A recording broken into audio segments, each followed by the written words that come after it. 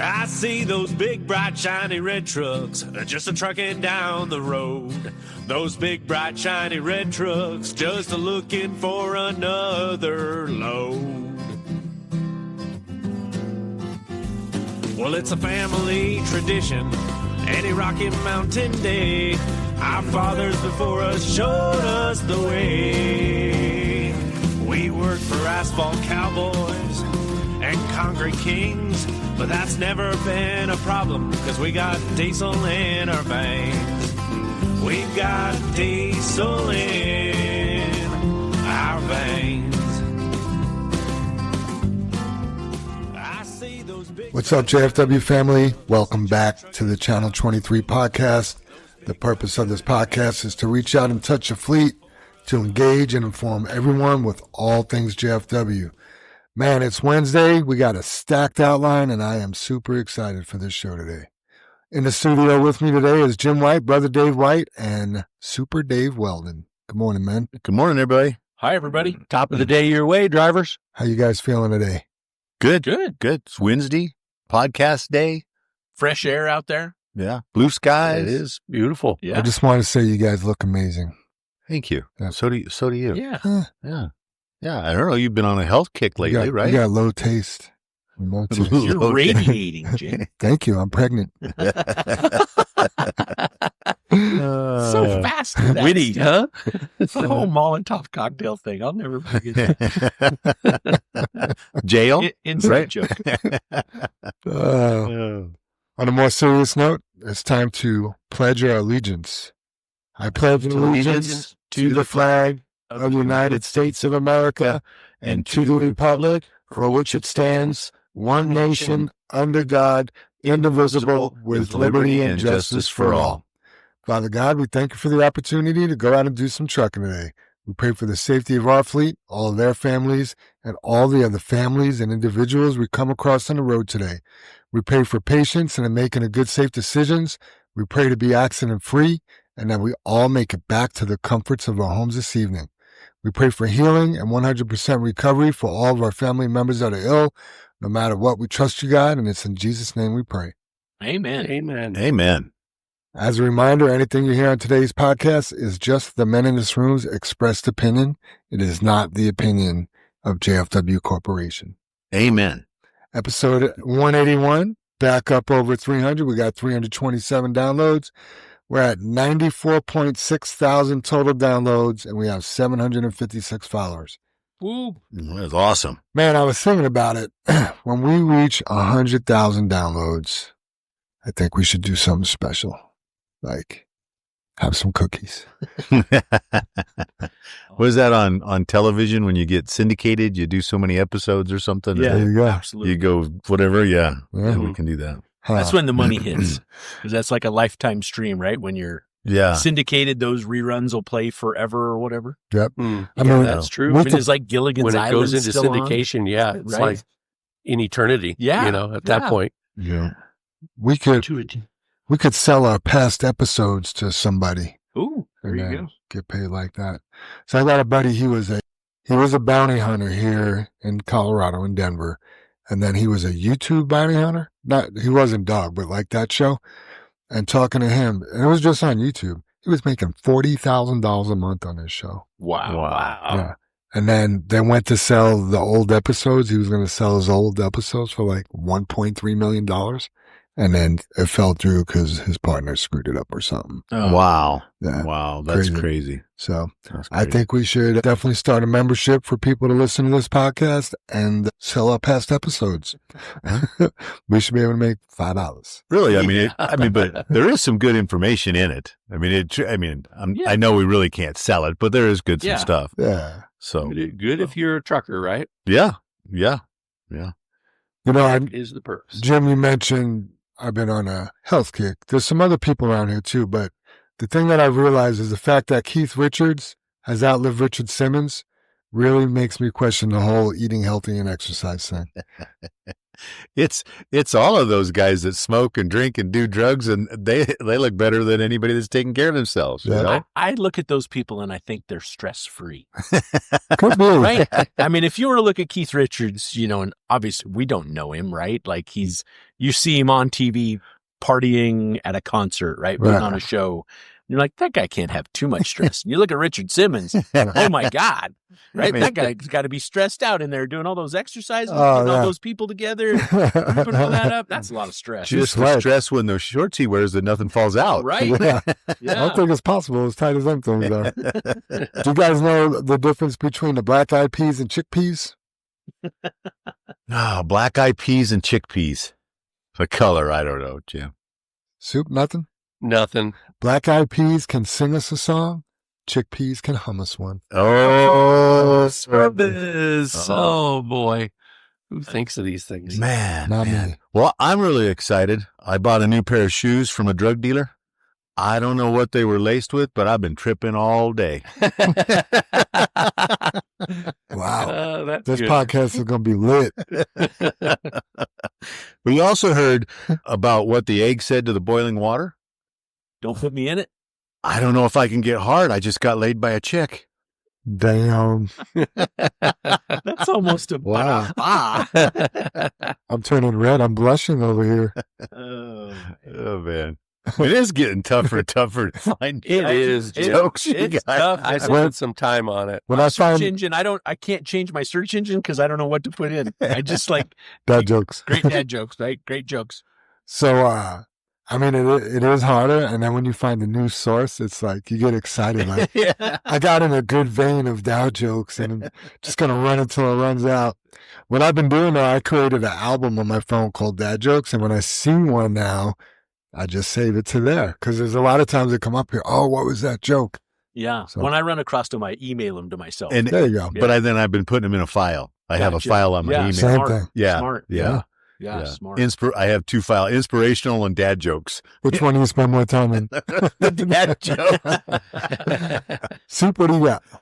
Oh, let's see. I was driving down the road the other day and I saw a hitchhiker. And being in a generous mood that day, I decided I'd give him a ride. After I picked him up, we started down the road.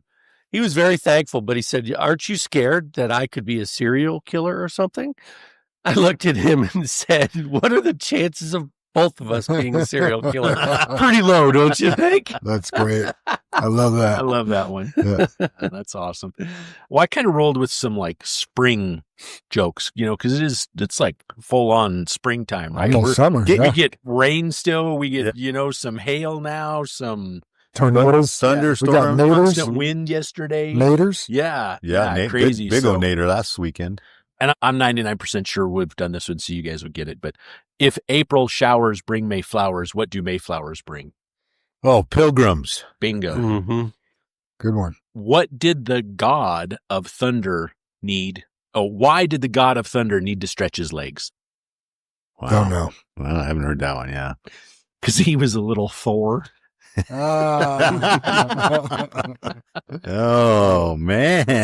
And then my last one, because even the spiders are out there like recreating, right? They're out there making webs, and it's springtime, and we actually have these.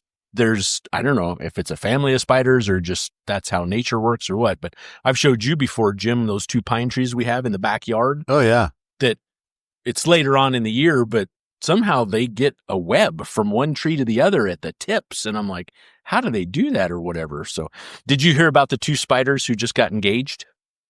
No. No. Yeah, they met on the web. Oh, wow. For it being tough to find jokes, we're doing pretty good. I like that one.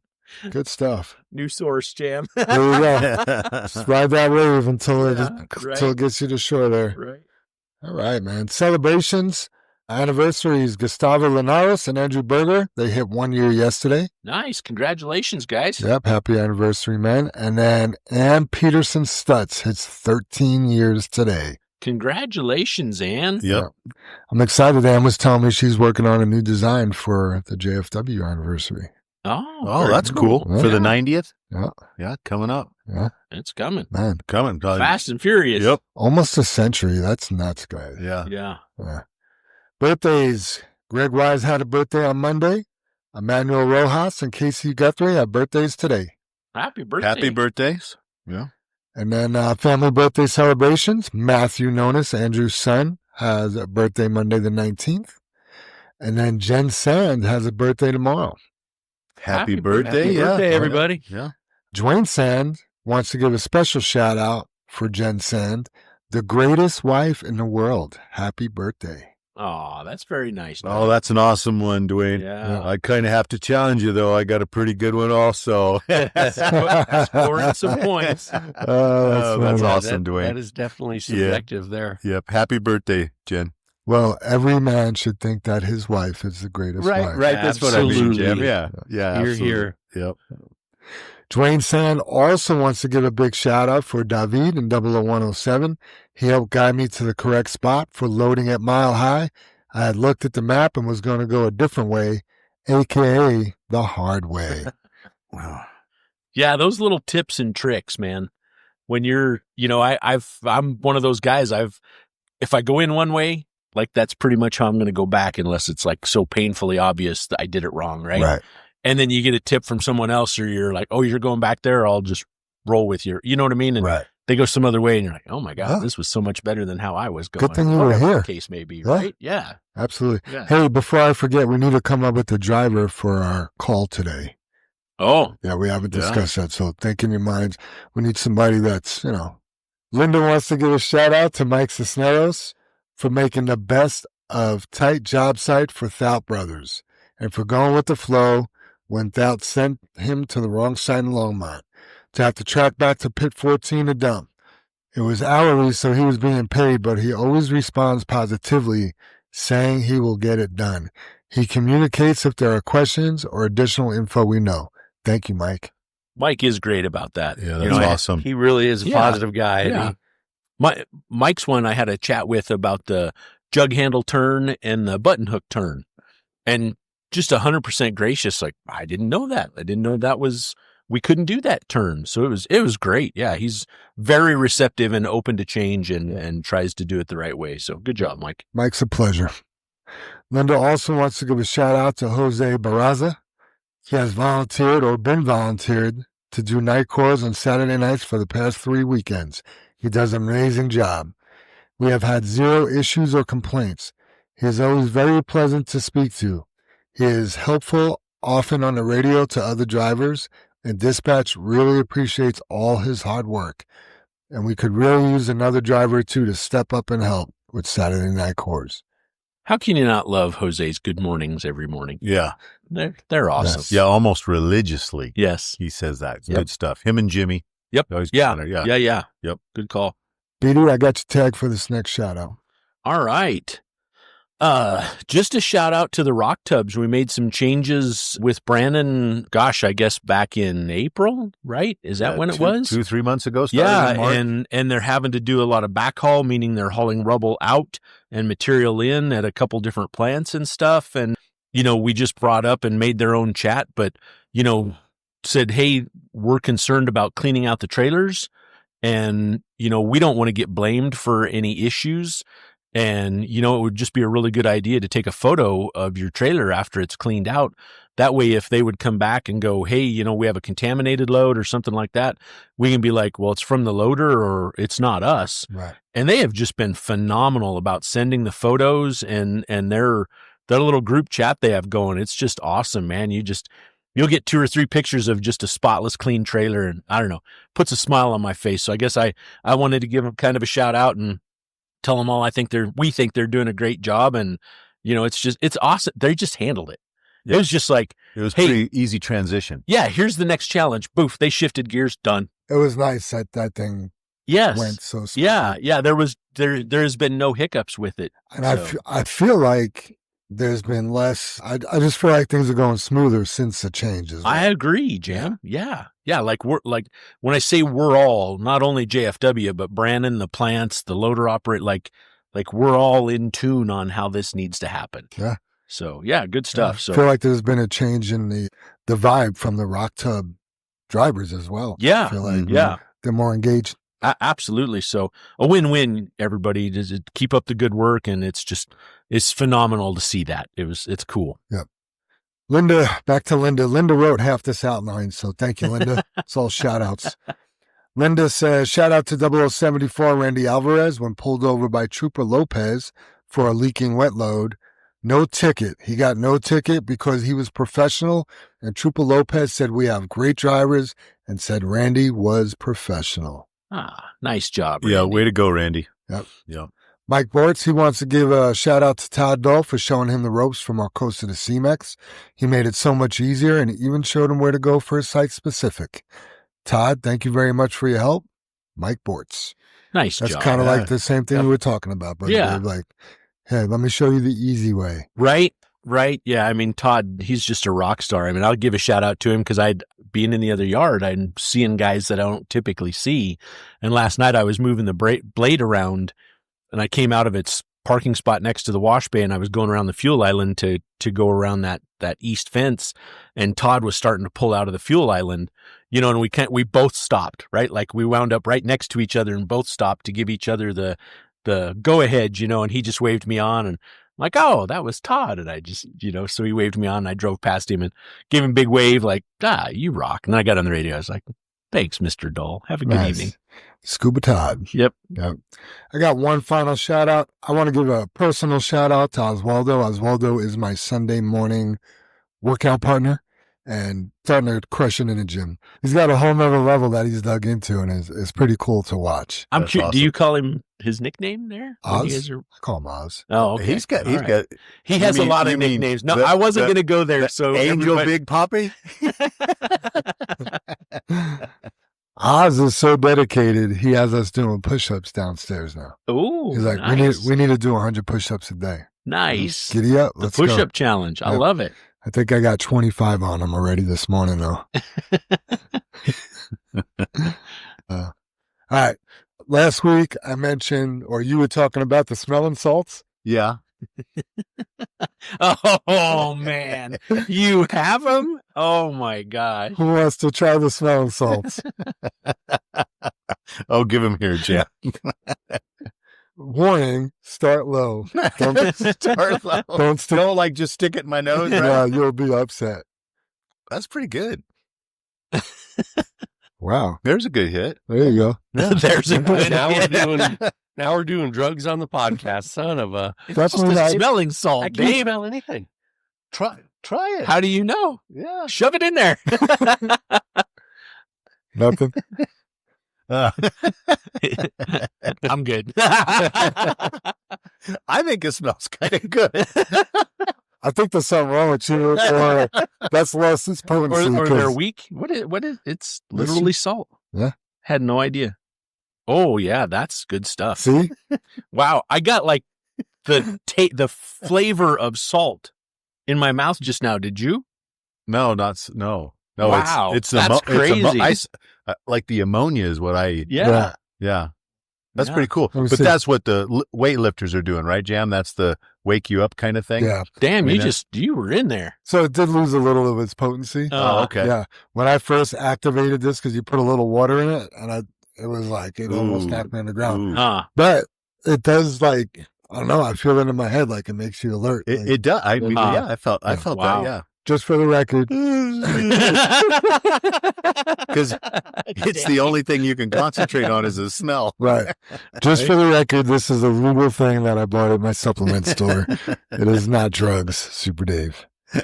Oh, man. All right. This week's episode of Drivers Doing It Right. Drivers dumping, pulling on the scale, and no phone use. We got Anthony What was Hopper. that last part? No phone use, no mobile phone use. Gotcha. Yeah. Anthony Hopper and Don Keller. Good job, guys. Good job, guys. It is exciting to have those two drivers do that, right? But I got a couple shout outs yet, Jeff. Oh yeah, let's sorry. back it up. Smell some more. Hey, just this morning, wanted to give a shout out to Rick Colleen and Elvin. What is Elvin's last name? Spite? Spates. Spates. It's Is like how you say eight. it. But anyway, Like- Rick and Elvin, we had a good conversation this morning, mainly me and Rick. You know, and I think we're going to discuss it here in the podcast a little bit later, but I appreciate the openness and the, family atmosphere, them wanting to learn more, be more, have an open discussion. It was good. It was good good morning, good start to Wednesday. So I appreciate that. Thanks, Rick. Thanks, Elvin. And then one more to Elvin. He had a set of brakes lock up on him, the rear of the trailer Saturday, last load coming in. Of course, it's got to be the last load, right? But anyway, it was a mechanical failure with the brakes, nothing Elvin could have done. And he was paying attention. He was calm, collect, said they were on fire, and was able to, put them out, douse them with the fire extinguisher. Elvin, I hope you got a new fire extinguisher, just to remind you. I think that was taken care of, but just a reminder there. So thanks, Elvin, for being involved and trying to handle things. Appreciate it. I'm going to build Elvin a firefighter helmet. Yeah. Yeah. He wears it. I would call his Alaskan. What's the one with the flaps? Yeah. We'll get him a fireman helmet. There you go. Any other shout outs, guys? I want to give a shout out to just everybody doing it right. Yeah. Right. Yeah. When we sit here, we have the creed here at the end of the table for those of you that have been on the podcast, for those of you that don't, and we stare at that creed every day, and we ask you all to face and overcome what stands before you, and that's a challenge, and we also ask for you to be accountable for your words and your actions, and it's a pleasure when you are, and you can take the information we're giving you to help you be better and safer and adhere that to what we do. And I think that's a win-win. So everybody that's doing that and doing it right, you can say it's a hard job, or you can say this is a piece of cake because it's so easy for you, right? And there's those that have challenges with it. So anyway, yeah, everybody doing it right. And I know those aren't specific names, but we've sure had a lot of names come across here that, just the random videos that we're seeing of people doing it right. Well, we see that every day, though, and maybe we don't talk enough about it on the podcast, Dave, but we wouldn't be the success or have the success we have. We wouldn't be where we're at. We wouldn't be able to take care of the customers if we don't have a lot of people doing it correctly. Right. And that's where the few can start to drag you down, or they don't drag you down. They put you at risk. Oh, big time. And that's where we can't have that. So here's our standard. And no matter what you think of yourself or how great you are or whatever, if you're not meeting the standard is the problem. You know what I mean? You can be lots of things, but if you don't make the standard, agreed. That's a tough situation. And here's our bar, right, Jim? Yeah. And the bar, in my head, when you talk about a bar, it could be a bar that's set pretty high, right? And I know that one podcast we talked about, make your bar achievable so you feel good, right? Yes. When I think of a bar for myself, it's something like you just mentioned, the push-ups, Jam. To get 100 push-ups a day, that's probably pretty difficult for me, right? That's a pretty big bar, but the standard is 50. I can get my standard. You know what I mean? But if I'm not getting my standard, I just said 50 was easy. Come up with a couple excuses that, I ate too much at lunch, so I'm only going to do 25? I've been knocking out the wall push-ups. But think about it, though. If you set your bar at 50 and you hit 50, is that just like good enough? If you set your bar at 100 and you hit 75, that's an improvement. Well, Dave, where's your bar, right? I mean, that's kind of what we talk about. Right. For some people coming to work 5 days a week, that's their bar. Right. You know what I mean? Yeah. I mean, and if they achieve that, they're for them, that's monumental. Yes. I guess everyone has a different bar, and that's where, and it's a play here's on words. AFW's. That's what I was about to say is we all have individual bars and we could set our standards where we want. I'll probably never reach my standards. You know what I mean? Because I'm always going to be pushing it and pushing it. Don't get me wrong. I'm very content and happy where I'm at, but there's always going to be a drive for improvement. You need that. But a company sets a standard or a bar. This is where we need you to be minimum to work here. Yes. Would we like you to go above and beyond that? Absolutely. But if you fall behind this, let's just look at attendance, right? Our attendance policy, we want you at work except for 6 days a year is our attendance policy. We want you at work all the time, but you're allowed 6 unapproved days off. That's our standard. Would we like you to have no unapproved days off? Absolutely. But the standard is you can't have more than 6. So that makes sense. Absolutely. It does, Jam. It's the same. I mean, it's just a play on words in which you want to take your bar or your standard, and you just explained it. Our standard is here. Yeah. This is what we expect. We just went to that state patrol ceremonies, and they have their standard, right? And the people they recognize is everybody else that went on above that. The one lady, I don't know how they separate that out, is because she's not a trooper, but she is a state patrol person, but she has medical training, Jam. Okay. And when there's a 911 call, it gets referred to her as such. If it's a medical emergency, she's called in, or they get a hold of her. Like if you need to do CPR, she's trained to do it on the phone and explain how to do CPR. That's cool. Okay. But she got the award because along with her hours, she answered. I just looked it up this morning because I was looking for that state patrolman, the Port of entry. Anyway, 898 extra calls last year she took to explain how to do a medical procedure. That's Extra amazing. calls. Extra calls, Dave. Wow. 898 is what it said in there. That's like almost 2 a day. Exactly. She doesn't work every day, so there's probably Extra. How many calls is she taking, Yeah. right? I mean, where she's, you can call me, however it's set up, you can call me because I can explain to you how to, maybe a tourniquet, Jam. Could be. If you're not trained, call. I know how to explain it to you without being there. Yep. So yeah, Right. and that's above the standard, I guess. I don't know. I guess, yeah. Nice. Well, let's jump into discussion. I feel like we already started it, unless somebody else has any other shout outs. Dave or Dave? No? No, and I mean, we've kind of addressed that. I want to Elaborate. Yeah, I want to open that up, and I for everybody that knows, because he did it publicly, and I call publicly, he said goodbye on the radio. Right. So Troy was let go yesterday. We let him go. He didn't quit because of violations of our standards. And Dave mentioned the creed. Super Dave mentioned the creed this morning before we talked. Together we face and overcome all that stand before us. That wasn't being met. And, the situation arose over and over again where he, I guess I'll have to say it. Troy didn't meet the standards, and we tried to discuss and work with Troy, and it didn't work out between us, and I know there's a lot of people that are saddened by Troy not being here. And we understand that. We're saddened. It bothers us. It's hard when you work with somebody and work so hard to be better, and it doesn't work out. I don't know how else to do that. Help me out, guys. I don't want to stick my foot in the mouth because I don't want to bash Troy, but it's a problem that needed to be addressed. And this is all we had left. The problem is we have addressed it and addressed it and addressed it. And the multitude of chances that were given are above and beyond. And you tagged it earlier when we talked about it before the podcast, Jim. We're to the point now we are at risk because we're doing nothing about it.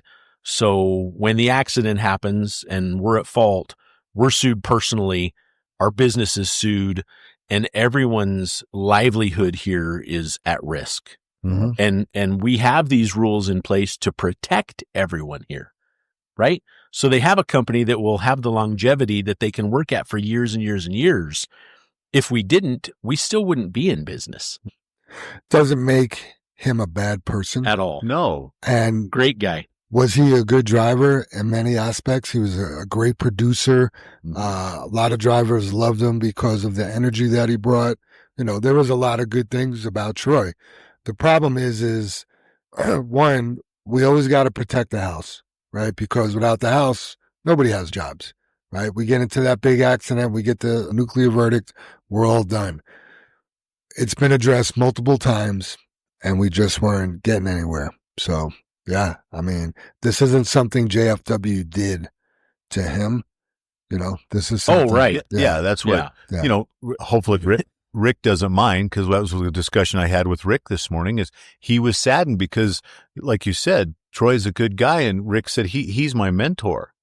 And I'm like, Rick, it's tough on all of us, because there was, and you two just said it too, the violations, the lack of, I don't know, care, you guys, or responsibility. I don't know, because we've a couple weeks ago, we lost another long-term person, but that was, in the long run, it's not fair to everybody else that works here that's killing themselves to do it correctly. Agreed. That's where I fall. Yeah.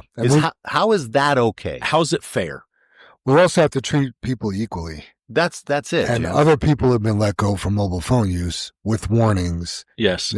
So nobody's better than anybody else here. And, when you pick up the phone, I've said it, we've said it, the phone doesn't discriminate. It could get anybody. But as leaders at JFW, we're not going to discriminate either. If you choose to use your phone, it really doesn't matter who you are. You're putting everybody at risk. And you're distracted. And that's You're driving distracted. And we've selfish. talked about it and talked about it and talked about it. Every week. Every week. And we'll continue to talk about it because for some people it doesn't hit home. And this isn't a feel-good day, right? No one's happy about this. But to protect the families that's here, and I guess I want to address, because the comment's already been made, well, no one's safe. Yeah, no one's safe. Yes, you are. You're safer here than any place. Right. Don't use your phone. Don't be distracted. Don't text. Don't be on your phone. Right. You can talk. We all talked about that. Everyone has earpieces, right? Bluetooth. You can use the radio Bluetooth. You can use the Bluetooth headset. You can press the button and use your speaker if the cab's quiet enough. You're allowed to touch the phone and answer it. You're allowed to do that, right? And you can talk on the phone for an hour straight. It doesn't matter, right? You just can't be staring at that phone for 30 seconds. We've sent out, every single person that's worked here has seen the 8-second video where that driver drives over that guy and kills him that's parked at a red light. Yep. Yeah. 8 seconds. 8 seconds. That's all it takes. And we have a lot of video. We have a lot of video of distracted driving. And you want to cringe when you watch it. It scares you to death. Yeah, and I have to bring up too, there's other situations that it's not just phone use. It's the simple things of looking out your back window when you dump. That's a rule here. That's as important as the phone use. Stopping before you pull on the scale so you have a better chance of not hitting the scale. All those kind of things is our standard. And that's, so some remarks were made that, from where I sit or me and Dave sit, we don't see everything. Last Friday, because we had people, that called in sick, Scooby had to drive, and Scooby's been running the super tandem, the one we got fixed over here on the dirt job. I filled in Friday driving it. I did, I think, like 32 loads that day. Dad called me when I was driving the tandem on site. I didn't answer him. I mean, I there's 4 or 5 pieces of equipment. There's somebody on the ground with the water hose, the hose loading me. I haven't driven the tandem ever really, basically. And I'm like, I can't talk on the phone. I just can't do it. The problem with that is I forgot to call him back. So, sorry, Dad. Should have just texted him. Right? But, and I've heard the things that, well, my wife's sick or my partner's sick or I have this going on. You guys wouldn't believe the stuff that we have go on with Dad. He could have been calling me telling me he's going to the hospital. Well, he's going to get to the hospital without me answering the damn phone. And that's what it boils down to. You guys are not going to save your special person by answering that phone. It's just not going to happen. So yeah, Rick said it this morning. It's a sad day. Yeah, it's no matter how we started the podcast, yeah, it's a great Wednesday, but it's a great Wednesday with things going on and that we have to overcome. And we've taken the high road. Yep. So, well, good. Anything else? Or we discussing on? I'm ready to move on. Perfect. Yeah, We've spent a lot of time on this. So yeah. All right. JR wants to bring up, maximize your engine braking and for the transmission to shift down automatically beyond 6th gear by using low mode. the way you use low mode is you hold that gear shifter down and it's going to shift to low mode. And instead of just freewheeling after 6th gear, it'll actually downshift you into the remaining gears. So I just want to clarify, don't paddle it. Right. You know what I mean? A lot of people are trying to paddle it down to downshift it. You can do that as which well. Which is just downshifts it. Yeah, I just want to be sure to, just like you're saying, Jam, just to push it down and hold it. Yep. And then the computer takes over at that point. That 6th gear onto first. Yeah. Yes. Yeah. So the way you guys are getting your amazing scores on your anticipation, and this is how I would look at it, is if I'm anticipating that light changing and I know it is, and I want to let off the throttle and I get down to, I know I'm going to get down below 6th gear, I'm going to hold that shifter down for a little bit so it takes over, and as I roll up to that light, it's going to go whatever 6, 5, 4, 3, 2, 1 and bring me to a stop. And I've never touched the brake. Yeah, and it could even skip shift. Skip right, shift, Jim? yeah. It could go 5, 3, whatever, but it's going to help your score tremendously because you're anticipating that light and have no brake usage. Yeah, and I do recommend to have your jakes adjusted to what position you want them in, right? Are you loaded? Usually at that low of speed, 6th gear and down, 3 heads is too much. Yeah. It's just loaded or empty. It's just so aggressive, right? When you're loaded at low RPM like that, that thing is going to, twist the cab down, and you're stopping at 6th gear with the jakes on 3 loaded, so have them in 2 if you're loaded, empty, 1 if you're empty. I would say you can't do it, right, Dave? I mean, I can't. I guess until I go drove one, Jim, I can't answer that. Yeah, I would think on one head empty. No, I meant on 3. Oh, totally. No, I mean, it's so aggressive. That's not empty, an option. Yeah. That's what I meant, Jack. Yeah, I mean, they're so aggressive. That's the reason it kicks out at 6th. Yes. Right? Yeah, they do. Yeah, they're so aggressive. They kick so the out transmission's not going, 21 RPM or the computer's not going, I'm going to get you a next gear. Yeah. Yeah, exactly. And along with that, this point from JR is here's research. Here's the stuff about our trucks. Here's us trying to help you get a score. Here's us explaining how to get the score. And I personally know JR made a phone call to one of the drivers, and he got nothing but shit. Really? Oh, he was attacked. Yeah. Really? And he called to give him to advice. Education. Out of the education. blue. That person wasn't looking for it. No. JR was like, oh, this guy's having trouble with his efficiency score. I'm going to call him. I just found this out on the Jakes, and I'm going to let him know. And it was pretty disappointing. Yeah. Was it a senior guy? Oh yeah.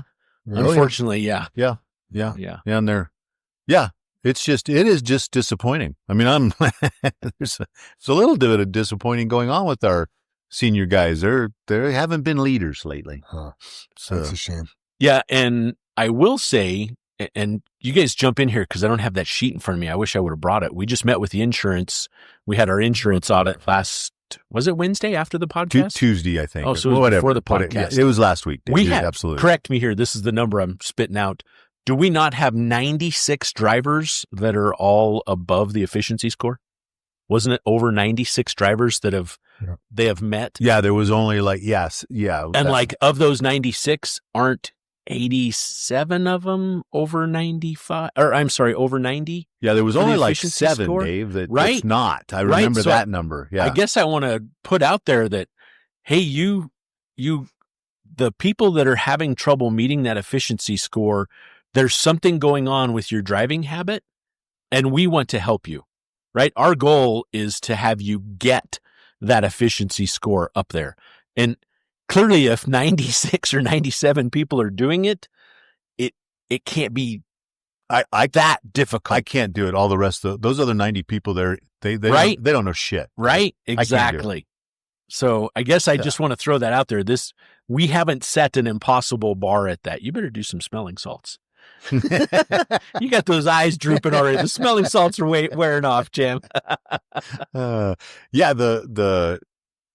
be able to do that, Dave, I mean, and I know we talked about it on one podcast, but we did that last week in the meeting too, is you guys, we had 17 harsh breaks last year. Harsh breaks. And harsh breaks, it was a 17 this quarter. That's it, 17. I was going to say that, you guys, that last year in the last quarter, I was going to get to that it was just the last 4 months of last year. Yes. We had like 86. the 80 first quarter of this year, we went down to 17. Okay. Yes. Okay. Yes. Sorry. But so how many was there last year then, you guys? Because that's 86. okay. So there was 86 harsh events last year. Yes. Harsh breaking. And that's a Samsara picks that up and it grades harsh as harsh, right? Yes. It's about, oh shit kind of moment. You get into this year after we changed our program, and that you guys are right. Sorry. We dropped down to 17 events in the 4 months with, what was it? 200,000 miles more? 500,000 more miles. Right? Actually, 600,000 more miles. Same time frame, 4 months to 4 months, but Yeah. 1.5 million miles versus 2.2 million miles or 2.1 million miles. Yeah. Right. So 600,000 more miles, but same 4 months. Yeah. So we dropped. We Yeah. had I was 80 trying not to muddy it with all the numbers, Dave. Yeah. You know, We went from 86 in 4 months to 17 in 4 months. right? And you don't think With our more program miles. works? Absolutely. You know, and I didn't mean that rudely. I'm just No, just trying to make the Simple point. it. Make it It's- simplified. It's freaking amazing, and Yeah. you guys don't get that. Yes.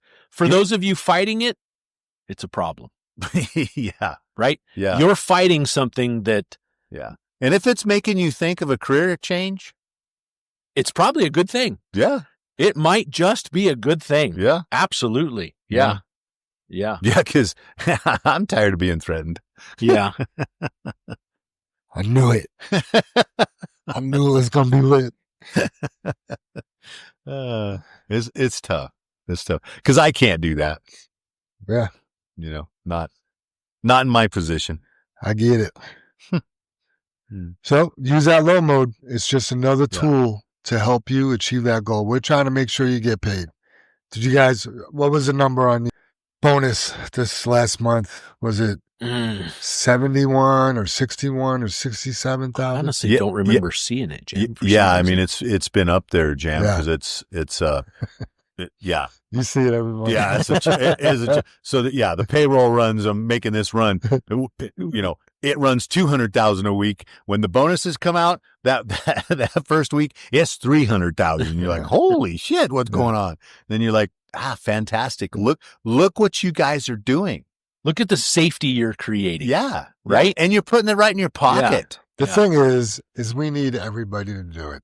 We need everybody to be safe because It's the standard. we could have 90 people being safe, but if we have 10 that aren't, those 10 can ruin it for everybody. Yeah. You know? You know, here's an interesting thing, and I bet JR can look it up, or you can, Jam, and if I knew how to work Samsara better, I probably could too. But of those 17 harsh break events that we've had this year, or, you know, those first 4 months, right?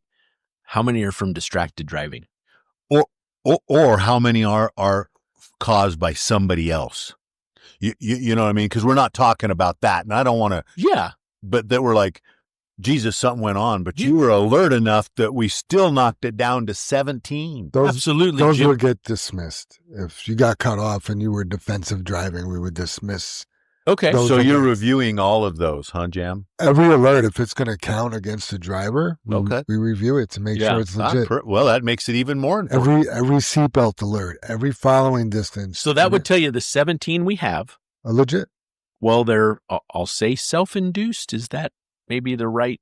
They're not caused by somebody else. No, Yes. no, There you those go. are That's what I'm legit. looking for, Yeah. Jim. You didn't have good. You followed time. too close, or you You weren't was timing- right, you maybe, You weren't right? timing the light correctly. Sure. you know. Yeah. Which happens. Yeah.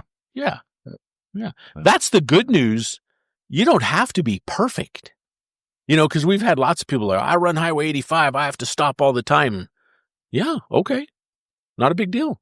Stop. You know what I mean? Your efficiency score should be high enough that you have room to move that, to negotiate that. And, you know, you have a busy day where, I don't know, I'm making it up. You had 3 events where you had to stop at 3 red lights. You weren't expecting to, faster than you thought you would. It's not going to hurt your score. So, yeah. So yeah. Just to back up one second though, thank you, JR, because he's trying to make us better. Yeah, Appreciate this absolutely. piece for this, and appreciate the phone call.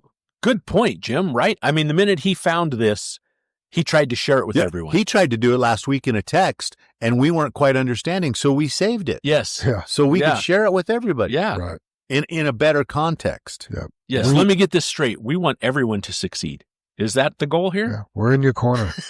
We are in your corner. Right? Yeah. We're the one giving you the advice during the fight between rounds. Yep. Here's how on you the sidewalk. Here's how you get us to pay you more money. Yeah. Yep. All right. Linda, per media update, 58th and Franklin project will be complete on 5/21. That's today, 25. They are doing final striping the week of 5/19, which is this week. Interestingly enough, I went to Rocky Mountain Apparel yesterday and came back. That way. Right And it to- was open, Jan? It was open. Oh, I bet that's awesome. I'm telling you. I was smiling. I didn't realize how much I took that road, Yeah. right? Like, Until you It's can't a- use it. yeah. I mean, obviously for me, I'm not running the plant, but I mean, a sneak way to get from here to there, over to I-25, kind of I'll call it the back way. It's not the back way, Yeah. but you guys know what I mean, right? And man, it would sucker you in past Franklin, and you'd start up the hill and get to the top and be like, doesn't Right. freaking go. There's not Yeah. one lane that goes through, Yeah. not a side street. It was closed, I mean, period. just going to plan 2 from here. Yeah. It was a problem. Yeah. I get it. Yeah. God, it has to be amazing. It's cool. It just truly has to be an amazing.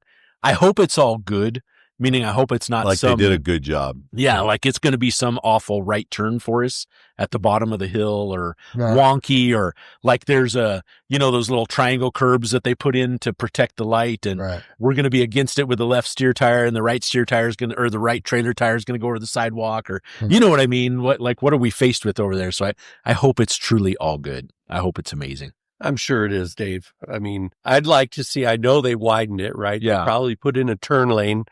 I really would like to see that they've reduced the steepness of the hill.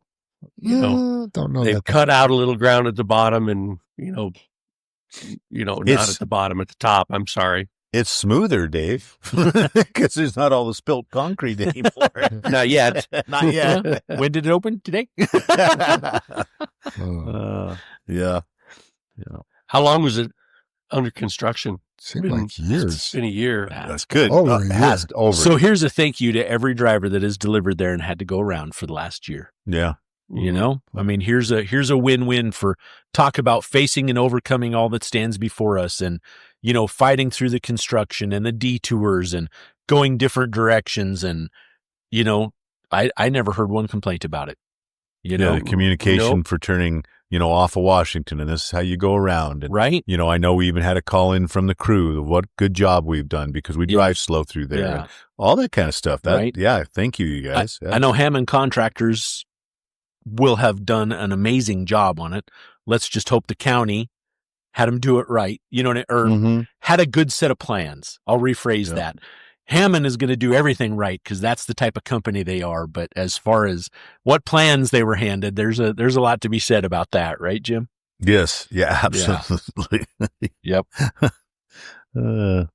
Yeah, no wonder that gets expensive too, Dave. I mean, I'm not complaining of the cost we spent on our plans, but you change them and you change them and you change them and you change them, and you're like, and then you go, well, that doesn't work, and you change them when you thought you made them better. You go, nope, that doesn't work. It's just yeah.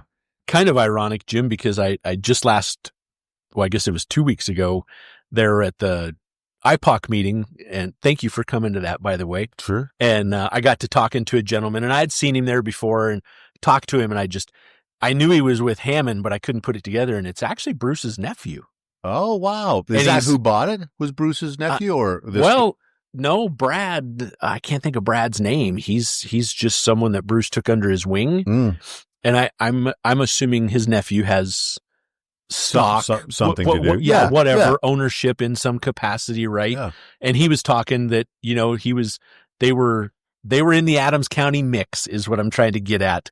And, they had moved from down the street because they were literally just down the street from Franklin plant. Yeah. And they moved, I forget where he told me their corporate headquarters were, but they bought, I think it's 90 acres out in Watkins or Bennett, still unincorporated Adams County out there.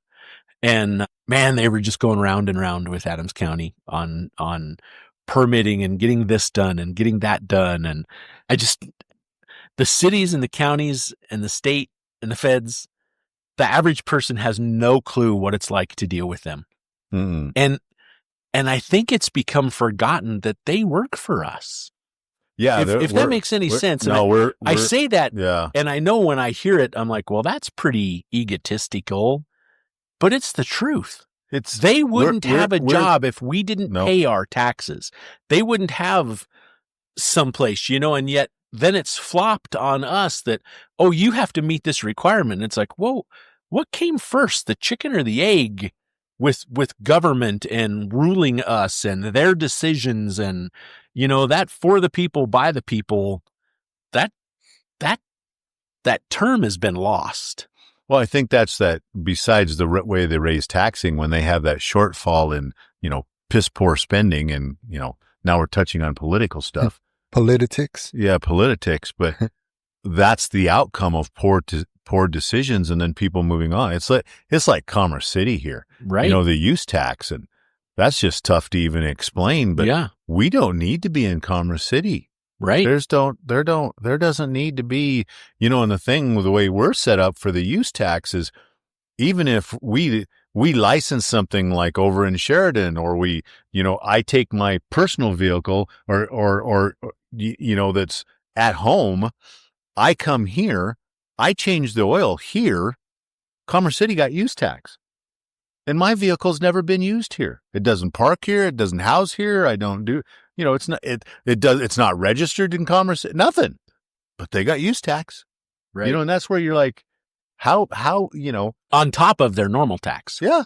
Right. Yeah. Is that something that you could sue them over? Nope. For like improper taxation or double taxation, or that there's something illegal about doing that. You know what I mean? Isn't that the Boston Tea Party? Right. We threw exactly, that Jam. Yeah. I mean, it is. Super Dave, this is what happens is you can start the lawsuit, or you can threaten that, or you catch them. And you go along to get along. Pretty soon the city just drops the fine. Huh. And you're like, oh, good. Well, they lower it. They lower it or drop it or whatever. It doesn't go away. So you drop the suit, Dave, or you're like, oh, happy, I don't have to deal with this. But then they just go on and get the next person. Tax again. Again. And that's the really crazy thing about how this is working. And it looks like they have all the power, because there is a lot of big companies here that have left Commerce City or just plain sued them, and the laws eventually changed. And that's the reason Commerce City struggles to get business in here. Yeah. People don't really realize they've made it. Restaurants possible. don't want to come to Commerce City. You look at Dick's Sporting Goods Stadium and field right there. All of that's vacant around it because people don't want to build in Commerce City because of the use tax. And they're the second highest tax in the state now. Wow. So, I mean, there's just like regular old sales tax. Oh, yeah. Regular old sales tax. And then you put use tax on top of it. I would love to see what use tax is added to a restaurant. Oh, I can't imagine on their products. Right. It's their sales, because that's where it swaps. And it gets so confusing with that, Super Dave, is the sales tax. Commerce City is above everybody else, is usually 4.5%.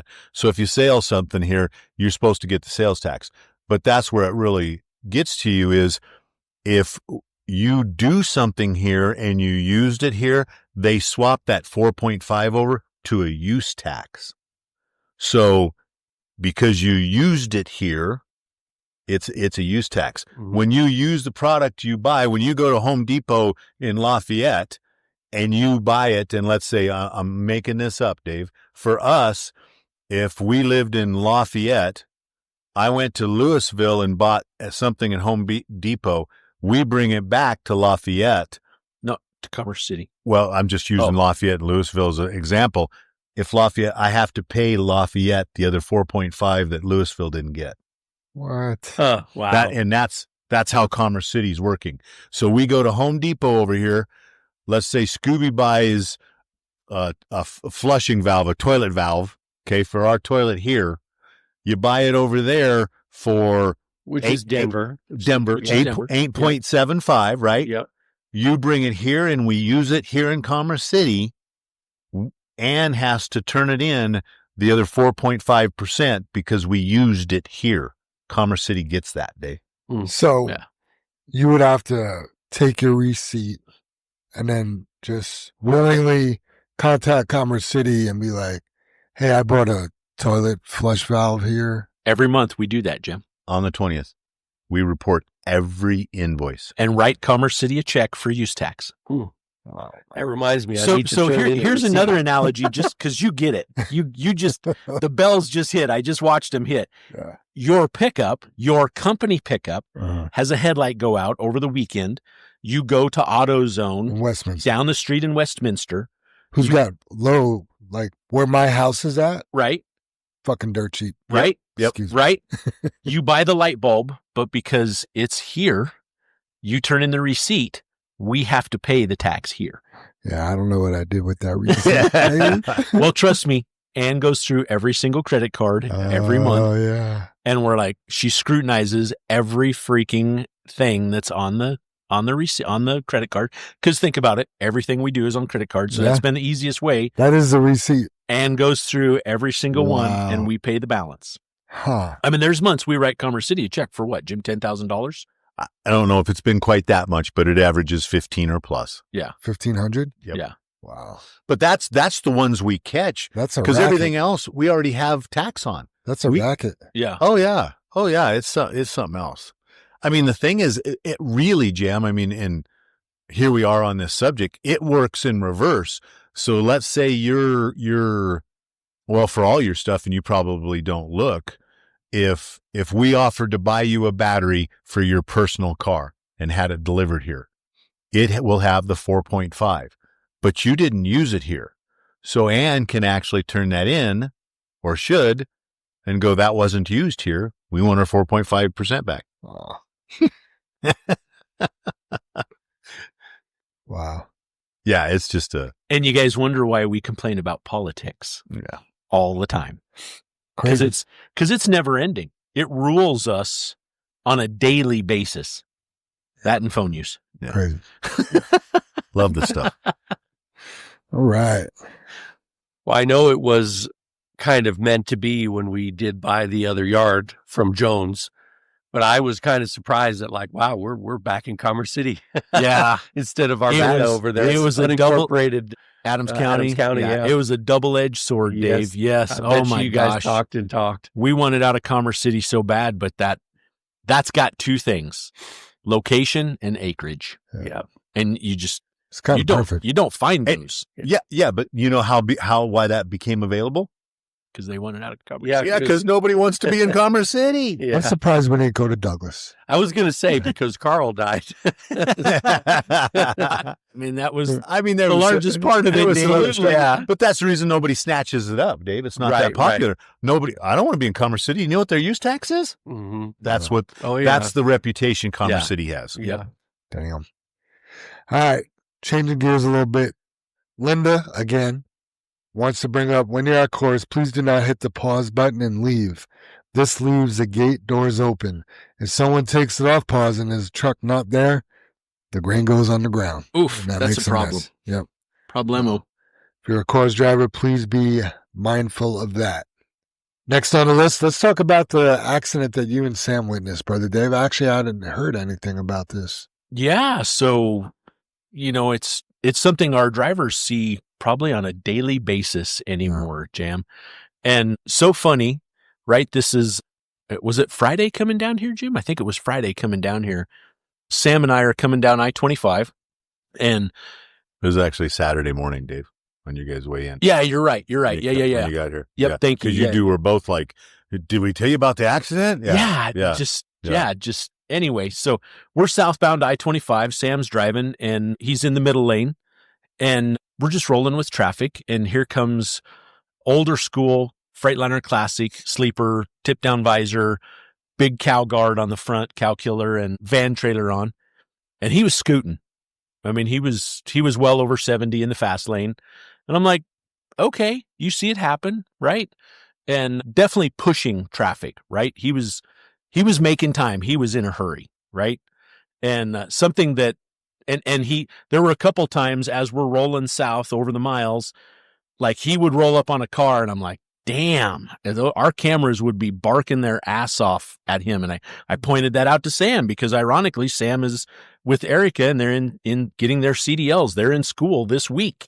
So Saturday was like the prenup actually to starting school on Monday. And I'm like, God, Sam, this guy's just pushing it. And I'm not going to tell you he was an ass, but not good. I mean, I don't see our drivers drive like that, right? And you guys I'm watching him roll up on traffic and back off, roll up on traffic and back off, and just poor decisions. Everything along the way, I'm reading this driver, and you guys, we get down to 84th, and Sam slows up, and I'm like, oh my God, Sam, this guy's not going to stop. He's not going to stop. We're in the middle lane, and I'm looking ahead, and I actually see, I don't know how far ahead, you guys, as far as you could see when you go under 84th and you're looking up, because it's slightly uphill as you go under 84th, right? And I see a pickup in the fast lane. Actually, you can tell all the cars are coming to a stop. And when you watch the car stop so hard and then the rear end falls, right? Because they couldn't easily stop. And I'm like, they are not moving at all.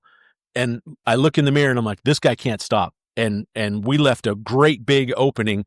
That truck driver, if he was paying attention, he could have whipped right out into our lane.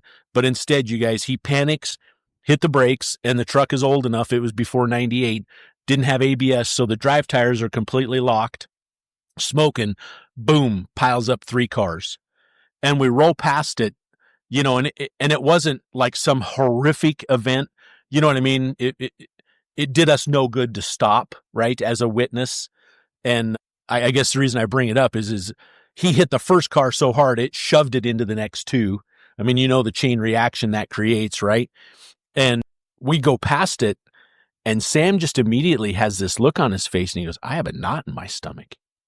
Like, because I called it, it was play by play. I knew it. I read it before it ever happened. And it was very surreal, and I think it was actually great timing for him to go to school and have had that happen and witness it and realize that's not how you drive. You know what I mean? That guy was just pushing the envelope. And Jam, the next thing that went through my mind is what you've said 100 times on here. Now somebody's got to pick up the pieces. Somebody's got to spend all day getting repairs done or scheduling repairs. Someone has to spend all day, dealing with the insurance and turning in the claim. And, if he's an independent, he's got to do that all himself, right? Which, if I were guessing, I would guess that was an independent. I'm just guessing based on the truck. And it's not like it was a hunk of shit, but I mean, the way he was driving it, he had no business driving it, and I guess maybe that made it all the easier to call the accident before it ever happened. Like, just, it's going to happen. And I guess it's an uneasy feeling when you an accident's going to happen and there's nothing you can do to prevent it. Absolutely. The only thing we could do in our power was it was actually me that was driving. I said Sam twice now, but it was actually me that was driving. And I knew it was going to happen so far in advance that I stayed completely back. You know what I mean? I'm down to like 45 miles an hour with this massive opening, and all he had to do was just cut in front of me. Not even cut. His trailer was completely clear of me. I was way. So that tells you he wasn't looking ahead. And I guess I hope I put it in there, Jam. I've been so busy at yard 23. Did I write down who's helping this guy get better? Who's helping this guy get better? But did he have the 12 to 14 seconds look ahead? He clearly wasn't. Right. I was. He was speeding. He was speeding. I wasn't. Right. Did he have an out? Nope. I did. I was driving in every capacity to help this guy, and he couldn't even help himself. He has no idea. And I guess when we talk about this podcast, this is almost to go full circle or segue, you guys, about not being distracted. I don't know if he was distracted. I don't know if he was texting on the phone. I don't know if he was on the phone. We do know even talking on the phone, sometimes you get distracted. Yeah, there's a good chance he was, right? Right. Clearly. But I guess who's helping him? Who is helping him? This podcast, we are trying to help you. We're reaching out and help you with your efficiency to downshift from 6th to 1st to help you even further that efficiency score. So you get your double bonus to to change lanes, to follow further back. That camera's helping you with your speed. This guy's got nothing. I guarantee you he didn't have a camera in there, because if he did, it would have been barking at him, because he was doing 70 in a 55. So, I mean, right there, he didn't have an out. He wasn't looking far enough ahead. I mean, he did everything wrong. And three people, I pray to God they weren't injured. It's not like he drove over the cars. How fast do you think he was going when he hit? Oh, when he hit him, easy 20, Jam. Oh, they're hurt. Easy. That's... Well, yes. I mean, we can bump someone and they're hurt, right? But I mean, seriously hurt, right? Yeah, maybe not. They're not, critically hurt, but back pain, whiplash, absolutely, banged up. Yeah, 3 of them. 100%. Yeah, was there more than one person in each car? Right. Yeah, I mean, honestly, we in all facets, I guess maybe we should have stopped, but I would have just thrown that driver under the bus. I would have told the cop everything, and it wouldn't have helped. And clearly the cop is going to show up and be like, well, you were following too close. It's your fault. Right. And I guess the first thing that I also thought of, because we've heard it so many times over the years, is traffic stopped and I just couldn't stop because you were following too close. Yeah. So somebody hit Ace a while back, and the cop, I got there and I was like, you're going to write this guy a ticket, right? And he's like, oh no, just, the situation, this and that. He couldn't get stopped. I'm like, she was able to stop. Right. Yeah. She was driving the right way and was able to stop, and he didn't, and rear-ended her. So he ended up writing the guy the ticket at my pleading. Because you were there, Jam, right? You were an advocate for the situation for Ace. Yeah. She was able to. Because otherwise your insurance or Ace's insurance would have had to pay for your car. It would have been an argument. Yeah. It would have been maybe. Because the cop even said, I was like, this will help with insurance. He's like, it really doesn't help. I'm like, I fight these things all week long. It's going to help. Yeah. Please write him a ticket. Yeah. Absolutely. Yeah. Yeah. So just a tough deal. And he was empty. You could tell if he wasn't empty, he total partial load, 10,000 pounds tops, right? The way the truck skidded. And if there weren't cars in front of him, those drive tires were so locked up, he'd have had to start steering it. You know what I mean? Because he would have started sliding. Fishtailing, whatever. Yeah, exactly. Because the trailer had ABS on it. It didn't lock up one. It was, you saw it functioning, keeping it straight. That old tractor, it was like 8 tires just dragging. Yeah, no doubt about it. And smelling some rubber. Yeah, it just a shaky leg situation, and it just, man, it sucks. And I guess the point is, we're helping you guys. You just have to take the advice and use it. And so many people here do, and we're so blessed for that, right? Yeah. But man, those that don't, I don't know how to reach out to them. We show that 8-second video on distracted driving, but we're still texting and driving. Right. And we send the video to you of you distracted driving, and you still choose to drive distracted. Right. And what do we do? What are the results? We're not doing it. Right. We're here to help. We're here saying, don't do this. So there you have it. Yeah. All right. Please call the shop on the radio. There's a lot of times if we all hear what's happening, we have a better solution, or more times than not, the Stay Loaded program, when the shop doesn't know better and just says, bring it in and we'll fix it. And that's not a dig on the shop. The shop is here to fix things and repair them, right? And they're doing a good job by telling you, hey, come by. We'll just take care of it. Right. The problem is a lot of times you're somewhere and the problem is not that serious where we could get you loaded on your way here. Absolutely. Which is good for you and it's good for the house. Yep. So, you circumvent the standard. Yeah. That's literally what you do. You call because you're buddies with the shop, and you call them direct. You don't call into dispatch. You come by, you have something fixed. Dispatch, when I checked into it, when it happened the other day, dispatch didn't even know the truck was in the shop. Wow. And what the hell?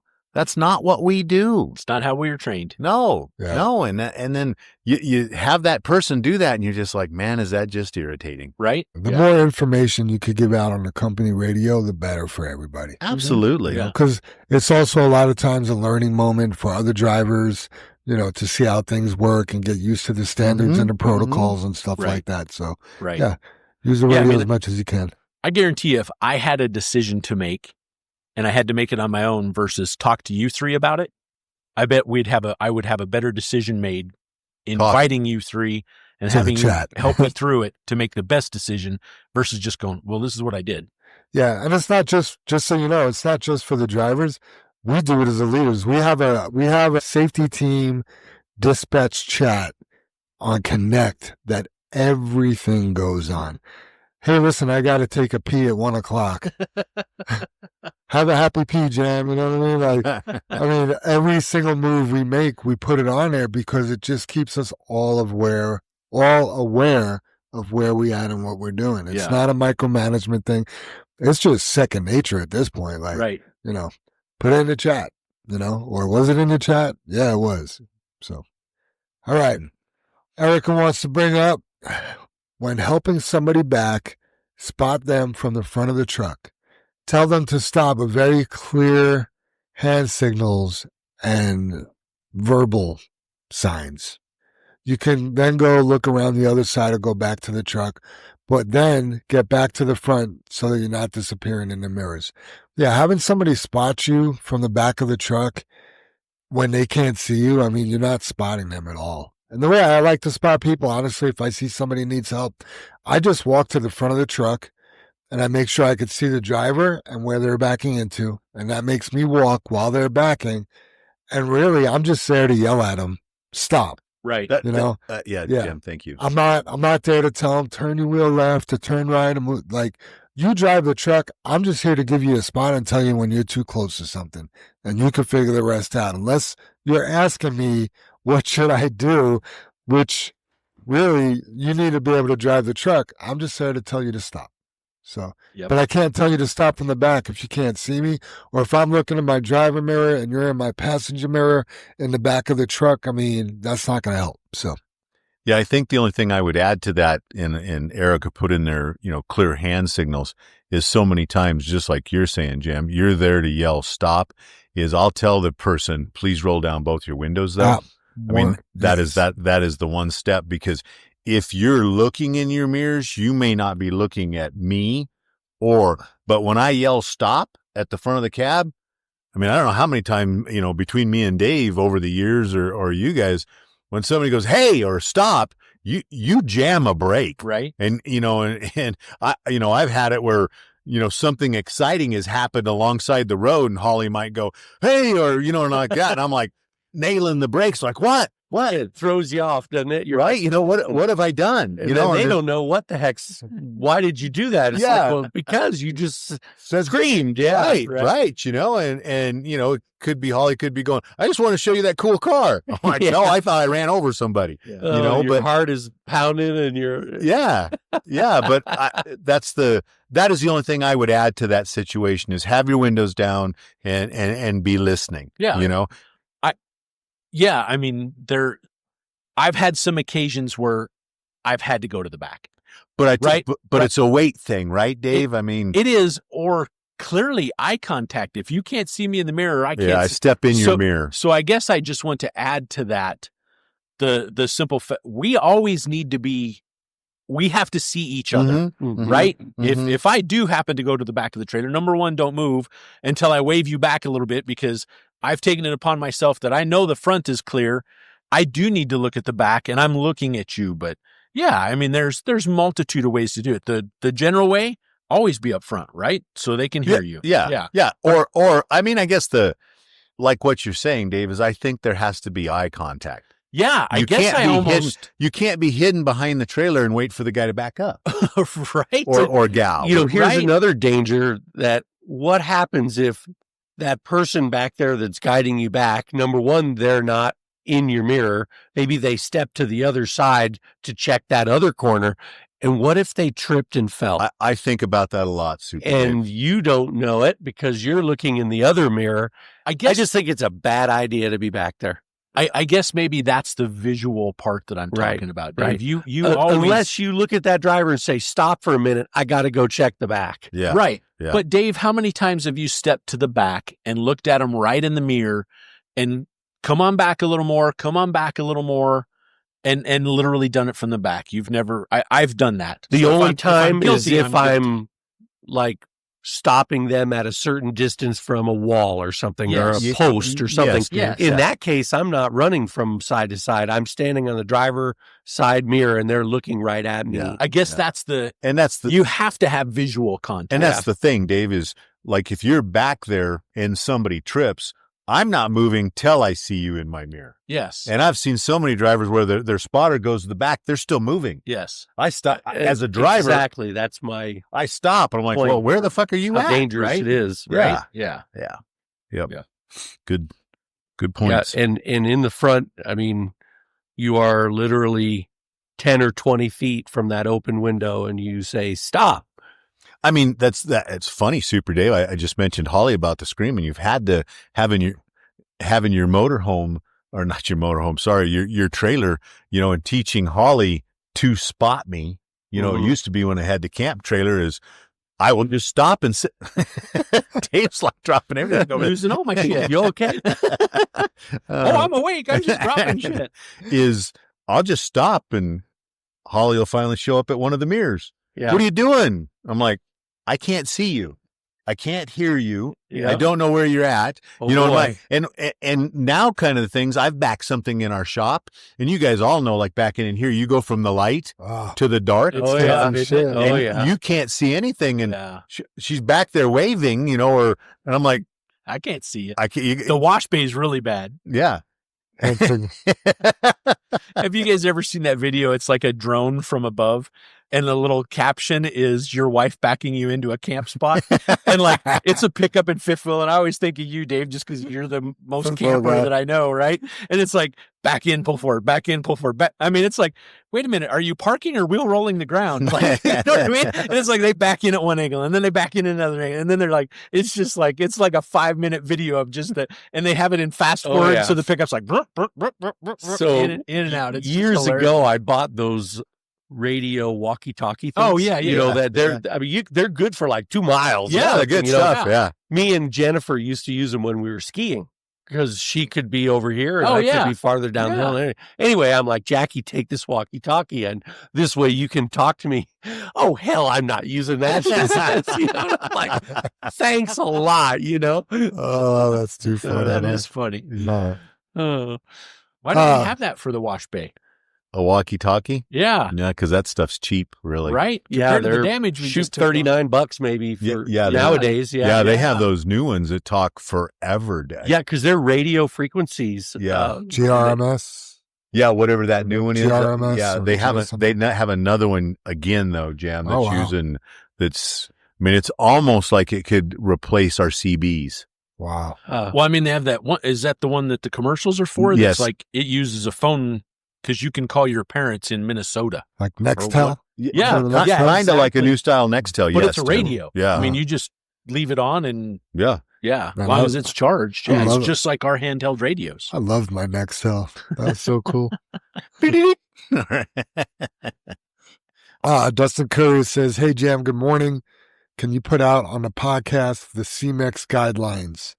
15 miles per hour in and out, less if it's dry on dirt roads. Do not sweep off your tailgate while the trailer is coming down. Tops must be covering the trailer when leaving. The barcode on the ticket can be scanned to pull your heavyweight and get your lightweight to finish the tickets. Some tips to help the new guys on the CMEX run succeed and help CMEX not get shut down by Boulder County." So, yeah, I didn't know that about the barcode. That's cool. That I is didn't- cool. Yeah, I good didn't call, know that. Dustin. Yeah, I didn't know that either. Another silent warrior right there just gets Mhm. it done. Old Dustin Courier, you're awesome, buddy. Did you guys come up with somebody you wanted to call? I do want to throw out there too, in addition to that, because he said, don't clean off your tailgates while the trailer's coming down at CMEX. I don't think you can be out, right? Exactly. Yes, we need to be pulled around, and maybe I'm sure someone can jump in there. But for those of you that do haul it, get with someone to find out where to clean it off, because we got in trouble for getting out of the cab and walking back and cleaning the trailer right there because, and this is to us, it's such a stupid rule, you guys. If you do exit the cab with your PPE on, they want you to go straight away from the door, not walk down the trailer. You need to step out, 15 or 20 feet away from the cab, and then you have to go down to the back of the trailer and then back up next to the trailer. I think it's 50 feet away from Is it fit? Yeah. It's some ridiculous. And I'm like, yeah.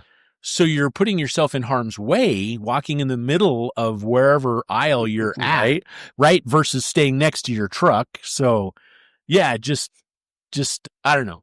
Crazy stuff, right? So Yeah, I'm just thinking of the Wile E. Coyote, then the oncoming truck comes down and just right, Dave? blows right over you. Yeah. I mean, sometimes we're so safety. When I say we, sometimes these companies are so safety conscious, like we can't be in the trailers to clean them out up there. And I mean, we're struggling with that, right? Especially when it's foul weather, and everybody's doing a great job up there. You know, we had one driver that's a veteran driver that got in trouble for that. And they're like, kick him out. I don't want him here. You know, and we just pulled him for the day, let things cool down, and he's back running it. And we had the drivers back, but at a certain point, we can't call them and go, hey, your safety rules are pretty stupid. We're not going to do that. You know what I mean? We unfortunately, we have to listen to him. So anyway, yeah, we just have to keep forging forward, right? To get through every obstacle we face. What we do. Yeah. We face and overcome all that stands before us. Yeah, for sure, right? You guys want to call Jimmy Villagrana? Sure. Yeah. Let's give him a ring. Is there anything special you need to do for the phones or for the microphones to hear better? I just won't have AI Okay. edited. I'll edit it. Sweet. Hello. Jimmy V, ¿Qué pasa con la raza? you are live on the recorded podcast. Oh, good morning, everybody. Good morning. Morning, Jimmy. Hi, Jimmy. Good morning, Jimmy V. Jimmy, I'm curious. Why do they call you Grumpy? Why they call me Grumpy? Yeah. When my first grandson was born, that's kind of what stuck to me because I don't know. They just started calling me Grumpy. Like it's short for grandpa, right? No, No? Grumpy. I mean, as much as I've interacted with Jimmy just personally, and then when you see him with My people, days. Jam knows I have my days. I think we all have our days, Jimmy. That's for sure. Yeah, I get up every morning and I give grace to God for everything I have Amen. and for everything I don't have, and He takes away, and He knows why He takes it away. But I'm always trying to get up on that positive note every day, you know? I love that. That's awesome. Absolutely. Jimmy, how long have you been driving? I've been here with JFW for 8 years, so about 10. 10 total? And what is your favorite thing about driving? Just getting out on the road and getting in this big truck, and that's what I look forward to every day. After the weekend, if it's a long weekend or after I take a few days off, vacation or whatever, I'm just like, I can't wait to get back into that big truck. Love it. Is there anything you don't like about driving?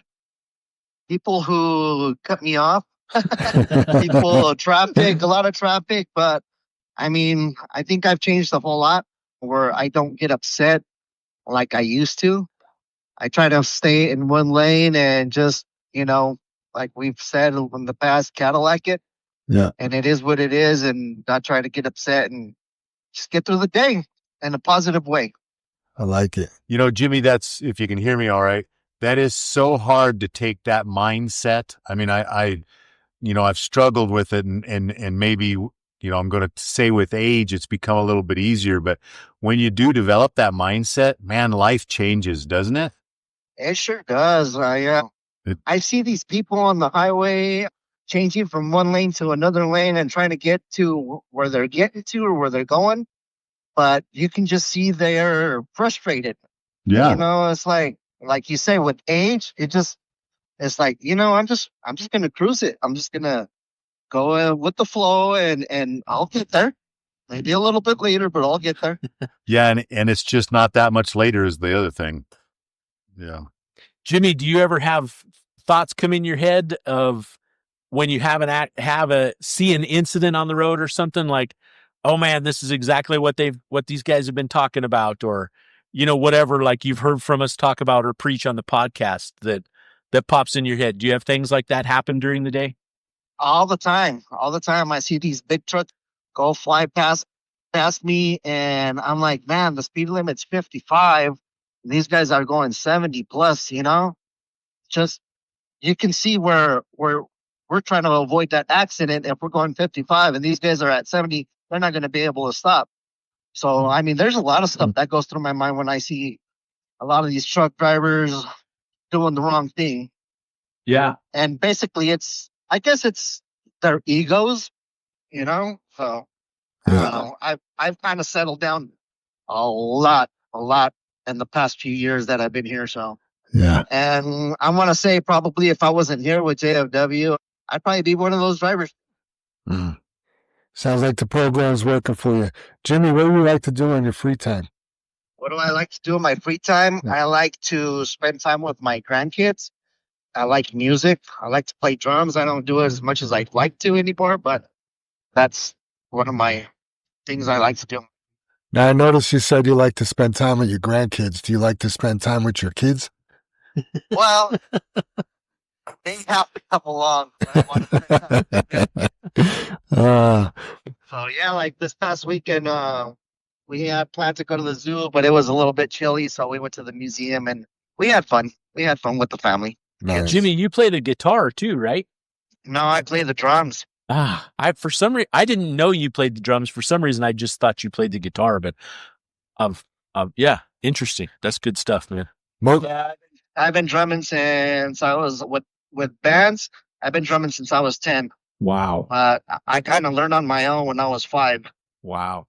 We recently found this karaoke bar in our neighborhood that sooner or later I'm going to drink enough and be dumb and get up on stage. Are you going to play the drums? No, but it's karaoke. It's not karaoke drums. Karaoke drums, that would be cool. Jimmy, what's the number one thing on your bucket list? What's my number one thing? Yeah. Something you want to do I before don't you really die. have I don't know. I don't really have a bucket list, but I do like to travel. So someday I want to probably drive from one coast to the other coast. Ooh, that'd be That's cool. You want to do that in a big truck?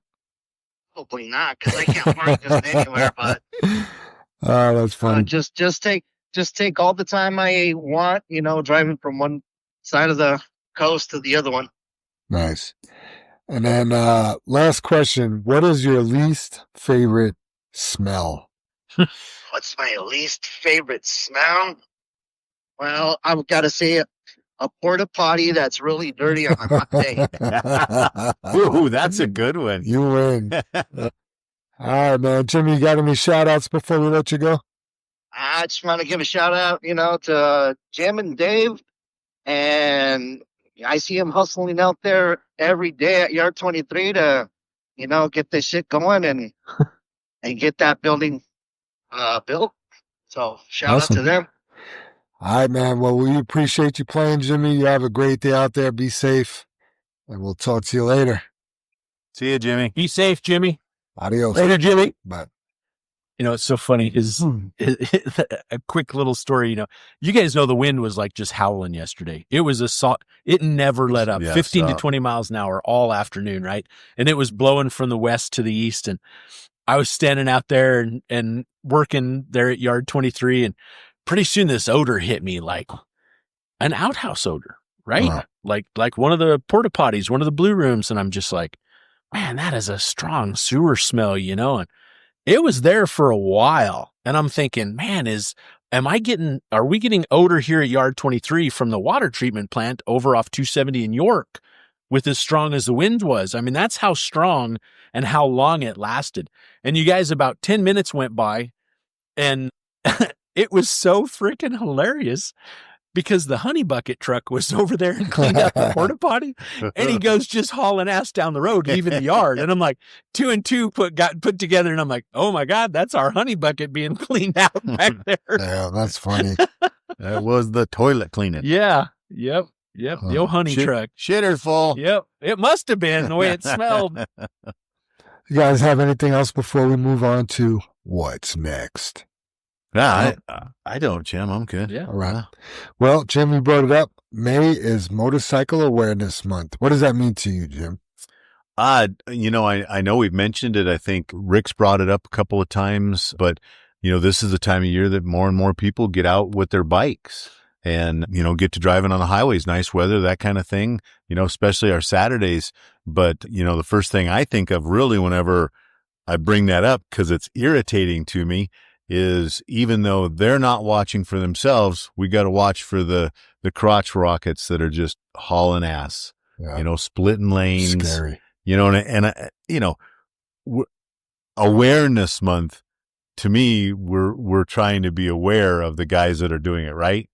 We know about all the guys doing it wrong. Right. And those are the guys we have to be aware of. Sure. And that's really what it means to me, Jam, is you gotta watch out for these guys, and I've had them going so fast that when they go by me, it scares me because you didn't even know they were coming. No, Yeah. No, this noise is there and then it's here and then it's gone. I mean, last week coming to work, how fast do you think those two guys passed us on 25? Yeah. And then there was a Mercedes trying to stay with them, Dave, 100, 110. Easy. Yeah. Yeah. Yeah. And then we were worried like it turned into some road rage down the road a ways because you were seeing brake lights on the bikes come on and like, what is going on here? And we made it down to our exit. Nothing had happened yet, but something was going bad. I just always envision like 5 minutes later coming up on them lanes. Yes, absolutely, Jim. Yeah. What do you do? Because no one's experienced at that. No, none of those riders are experienced to go 100 miles an hour on that motorcycle. Come on, the majority of them are not, right? Sure. Are there some racers that race for a living or as a hobby or whatnot? Yeah. But on an interstate and maneuver the traffic and Right. they're savvy enough at that speed. Yeah. In the traffic is what's so scary. Yeah. Because even if they're a race car motorcycle racer, Dave, you're anticipating the other racers that are going to do the same thing you are. I mean, like that guy that came up from the Colorado Springs. Oh yeah. What you got to give it an amazing rider. Yeah. Amazing rider. Didn't he average like 140 miles an hour between there and here? Whatever it ended up, the 17 minutes from the Springs to here, whatever that time was. Yeah. But the thing is you can't count on the other people in the vehicle. No. Would you guys be surprised if I told you that guy was dead? No. Yeah. Really? I know he got caught. No. I'm not saying he's dead. Oh, I'm yeah. just saying, Would you be? Not hell no, Jam. Hell no. But you know what? Even the best racers crash. Oh, yeah. Right? Super. Oh, Dave. totally. Sooner or later. Yeah. Yeah. And the thing is you're putting somebody else at risk. That's You're the putting, thing. So yeah, you're on a motorcycle, they're in a car or another motorcycle, but what do you do to the person you hit and then you die and that person has PTSD the rest of their lives because of your actions? You know how I view that? Like distracted driving. You're not thinking of the other person. Right. Selfish. You're just not thinking of the other person at all. Yeah. Got it. Yeah. Well, speaking of accidents and distracted driving, not only is May Motorcycle Awareness Month, it's also Stop the Bleed Month. So if you are interested in learning how to stop the bleed, let me know. I'll give you some pointers. Also, Memorial Day. I got to back you up though, a little bit here, Jim. I know to reach out to you if you're going to point it, but what does that mean? You just got to give me a brief description of that. So because it's interesting. It's important, really. Okay, so I'm probably going to have a class in the near future. I don't think it'll be May, probably be June sometime, and teach people how to stop the bleed via direct pressure, tourniquets, and wound packing. Okay. So, okay. Tourniquets are an easy way to stop the bleed. I think everybody should have one, if not on them, in their car. And you could save somebody's life in like 20 seconds where if you don't tourniquet them, they're probably going to die in 3 minutes. So, not very difficult training. It's easy. Just something to be aware of. Yeah, the one state patrolman won an award at that award ceremony that we went to. We mentioned, Jim, that he won an award. He saved that guy's leg. I mean, he lost it. I shouldn't say saved that. His life. He lost his leg, but he saved his life. Yeah, Right. he showed up to the awards banquet with the first day of being on his new limb. Oh, wow. Because he did lose his leg, like below his knee. Wow. But and I think we said that on the podcast. But when the trooper came up to him in the car to put the tourniquet on, he said, "I'm going to put the tourniquet on," and he goes, "This is going to hurt." The joke was between them because the kid looked at him and goes, "No shit." And the trooper pulled it up, tightened it up, and like you're saying, saved his life. Yeah. They say, or I've heard it said, the tourniquet application hurts more than the actual wound. Mm-hmm. Wow. You want to get that sucker pretty tight. Things about tourniquets, like the manufactured tourniquets, they give you a mechanical advantage versus an improvised tourniquet like a belt or a bandana or something. Lace. Yeah, that may, a shoelace you want something that's 1.5 inches thick so it doesn't cause permanent nerve damage. And there's just a benefit to having a tourniquet made specifically to stop the bleed, give you a mechanical advantage, and not cause permanent damage. So, all right, we got Memorial Day coming up. Reminder, if you want to get, well, number one, everyone's asking if we're off on Monday. Historically, we are off, but we won't have a guaranteed answer until Friday. Coors is probably running typically.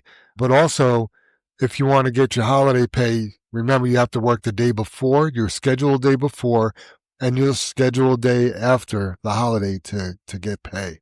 Doesn't mean if you have time off putting in, if that's approved, you would still get your holiday pay. And then also remember, checks won't be deposited until Tuesday. Good call. Yep. And also you have to work your whole shift. You can't be late. You can't get off early. You have to work that whole shift the day before and the day after. Yep. Also, Tracy is actually the one. Tracy Holloway, shout out to him. He's the one that brought this up. So good job. Awesome. Papa. Thanks, Tracy. Yeah. All right. Questions from the audience. Marcus Lopez says, good afternoon, Jam. I wanted to see if you could ask this question for the podcast, since I'm sure other drivers might be curious too. Did anything come of last week's DOT blitz? I didn't hear anything throughout the whole week about it. Was there any good or bad that came from it for JFW? What a great question. Marcus is a thinker. It is a great question.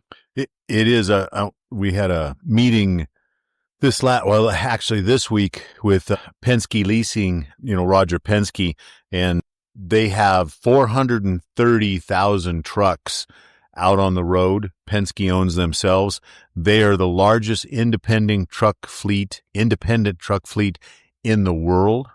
And when we had lunch with them, and the reason I bring that up is they asked, how did you fare through the truck blitz? And when they asked, they didn't say truck blitz. At first they said, how did you fare last week they gave the date. And I'm like, I didn't know what they were talking about. I think Dave didn't know what they were talking about at first. Then Dave caught on. And then I'm like, oh, the truck blitz. And we were like, oh, it didn't mean anything to us because we weren't troubled by it. We didn't have that. And then so because they have so many trucks, I go, how about you guys? What did you have to deal with? And they said, oh, we don't have to deal with it either because of the reputation and the maintenance we do on their vehicles. Nice. So I think the answer, Marcus, would be that it doesn't mean anything because we have the reputation of doing it right, good equipment, good drivers, and the blitz. And even if you were pulled over in the blitz, I'm 100% positive we'd pass. We work on this stuff all the time. The rumor was that they were going to focus on tires. Yeah. Right. And I mean, that still boils down to you as a driver, maintaining pre-tripping and post-tripping your truck and inspecting it. We can put it on the shop all we want, but you're the captain of that ship, Yep. right? If you have a bald tire on that truck, you need to pony up and go, this is an out of service item, right? It's below 230 seconds or 430 seconds. I can't drive it, and we're like, yep, you're right. And we'll fix it, right? Or we're going to look at it and go, well, no, it's at 730 seconds. You're allowed 4 on your steers and down to 2 any other wheel position, and it's 100% safe. They can't write it up, so you'll be fine. Yeah. If and I didn't even know that, Dave. The concentration, if it was the concentration on the tires, that was the rumor, Jim. And how do you get a rumor on a blitz, right? Where does that start? It's a good blitz, good rumor, right? Well, every year they do say that they're going to highlight brakes or tires. I mean, right. And I think that's put out by the Yeah. FMCSA. Yeah. I don't know if they truly do or not. I think they look at everything. They do a full Agreed, truck right, Dave? inspection. Yeah. You'd hope they would. Yeah, they right? get the creepers out and everything. Yeah. If your lines, if your airlines and electric lines, you're dragging the deck plate, they're not just going to go, oh, your tires look good. Have a good day. Right? Yeah, They're going to be mean, like, dude, look at this. A few years ago, I was running out to Grand Junction one day, and it was during that week in that big truck parking area at Dock Zero. Full, right? Every one of those lanes had an inspector in it, and they had food trucks. They had about 20 porta potties lined up. I mean, it was a big deal. It looked like a fair. Yeah. Yeah. Yeah. Nice. Yeah. So good. Great question. Like you guys said, great question, Marcus, but it does, except that we weren't bothered by it. That's how it turns out for JFW. I mean, Love it. I don't even know if anyone was stopped. I don't. To the best of my knowledge, we were stopped, and it was for water leaking out of the tailgate. Yeah. Right? I mean, honestly, until Marcus brought up this question, I forgot that we had a blitz. That's what I'm getting at by the Penske story, you know? Right. One other question from the audience. This one is... Wait a minute. I have to finish my story a little bit, Jam. Sorry, but I did get waved through. They didn't stop me on that. So that says it right there, Jim. You know, right? they did wave me right on by. And there was guys standing there with no trucks too. Ooh. And they just waved me right on by. That's funny. Yeah, that's good. This next question is quite personal, about personal business. Bear asks, what are the chances of getting a porta potty closer to the fuel island, especially for us older guys struggling to hold it at the end of the day while waiting to fuel? I'd go to the bathroom earlier, but I got a kick out of this question, Bear, because I got so many answers for you. One, I'd start with your prostate. You know, I mean, it sounds like you have some issues and you need to be able to hold your pee longer, but no, seriously. Bear, we're trying to help you out. This is my other answer. We're building you a whole brand new bathroom. It'll be attached to this new building, and it'll have. But we joked about it. It's probably going to be further away than the porta potty, right? So right, you're still going to have to hold it to get into the new building to go to the bathroom. And unfortunately, we don't want the truck being left at the fuel island unattended while fueling. Yeah, because if a nozzle were to pop out. Right, the goal is to shut the trucks off, never leave the truck run, because if the truck is vibrating, sitting there at idle, it can pop the nozzle out. And we've had that happen, right? And pump a lot of fuel on the ground because when it popped out, it didn't click off, right? So it was just laying there on the ground pumping fuel. So we want you next to the truck while you're fueling, and we want an efficient fuel island, right? So pull up, fuel, leave, pull out of the way. Yeah. And I mean, I think I feel bad. I think the best thing to do is to plan for it. You know, I know he doesn't bulk all the time, but yesterday I watched him, you know, he was in the yard by 1 o'clock. He could have easily stopped, hopped over to this. Because nobody's coming in. Right. Porta potty, or parked at the fuel island and walked over to the porta potty and used it and come back. And because he wasn't interfering with anyone, right? I mean, he was in between fueling for hours. Yeah. So yeah. I thought about truly, we could probably reposition the porta potty. You know, so it's a little bit more of an equal distance from the shop, you know, from over in the construction area. I mean, we could just put them on everybody's catwalk. Van life. There you go. All right. Safety topic of the week. Rick Colleen came to me and he is concerned. He says someone's going to get hurt handing their ticket to the loader when he pulls up next to our trucks. Drivers are stepping from our trucks to the loader. I think somebody will fall doing this. Can we discuss it on the podcast? Where at? Where's this happening? Anywhere where a lot of times when you got to hand the ticket to the loader, Dave, the procedure is the loader just pulls up right next to you, kind of like 69s you, and you open your door and you stand out and you give him the ticket. I think that's Plant 2. Is that? Plant I guess two? that's what I meant. Not Chewy because he's not in the loader anymore, but I think that's, instead of turning the tickets in, they can he can grab them. That's one spot. There's all sorts of places that I've had that happen in the past. I can't give you a list because it's been too long, but yeah. I didn't know if he had a specific, like it's only happening at Plant 2. He might have told me the plan. I can't remember. Okay. And I apologize for that, Rick and Dave. Yeah. I mean, either way, it's a problem, right? I mean, it is dangerous. And then, you know, I mean, are we capable of opening the door and, you know, keeping a hold of the handle? 3-point stance. Right? Yeah. 2 feet on the step and handing it to him. I mean, it's kind of that slow and steady thing, right? Could always make a paper airplane. Shoot it across to him. Well, it reminds me of Edward standing on the railing at CMEX, and he fell and wasted his shoulder. A little different. It did happen because he was straddling from the step of his truck to the railing. He was walking on the railing. He was. He wasn't on the truck anymore. He wasn't walking on the railing, Jim. He was leaning out to get his ticket. You didn't see the video? Yeah, sure did. He was walking on the railing. Yeah. Yeah. Walked from in front of the truck down the rail. Not like a balance beam like in the Olympics, but just scooting sideways laterally. Yeah. I think it's one of those things again. It's all good until somebody gets hurt. And then Brandon will step up and go, what are we doing? We'll have to step up. What are we doing? Why do we do it that way? So yeah, it's a situation. I think it's, can the loader park a little bit farther away so you can step down on the ground, step over to the loader and hand instead of, because I know the move, you reach from the step to the step. Oh, totally. Mhm. Yeah. Yeah. And I mean, are we pushing it through the window or are we stepping out on this? I mean, there's so many problems with this, right? Where Yeah. it could go south. Are we both driving at the same time or is the truck stopped? Right. And the loader pulls up to us. And then, in the loader, because it oscillates It's in the center, Yeah, that's can he what I turn the thought. wheel and scoot the cab closer to you? So you're closer, he's closer. Any way you look at it, you're not using 3 points contact. Yeah. Right. Well, I mean, I guess that's kind of what I was leading up to in the beginning, Dave, is you can open your door, you can keep a hold of the wheel or the handle and both feet on the step, right? But you still have to twist out, get both feet on the step and have a hold of the steering wheel, or I don't know how high that handle goes. The new handles in the cabs, I think they're more towards the ground, right? They're designed to help We should ask They're lower Rick as you to climb up, right? record They're it. down So- by your seat. Yeah. Yeah, I think the one on the back side of the cab goes up higher than the one on the front, but I don't remember. So you're not pulling on the wheel because it's never good to, pull yourself in the cab with the steering wheel, which has been done for 100 years, right?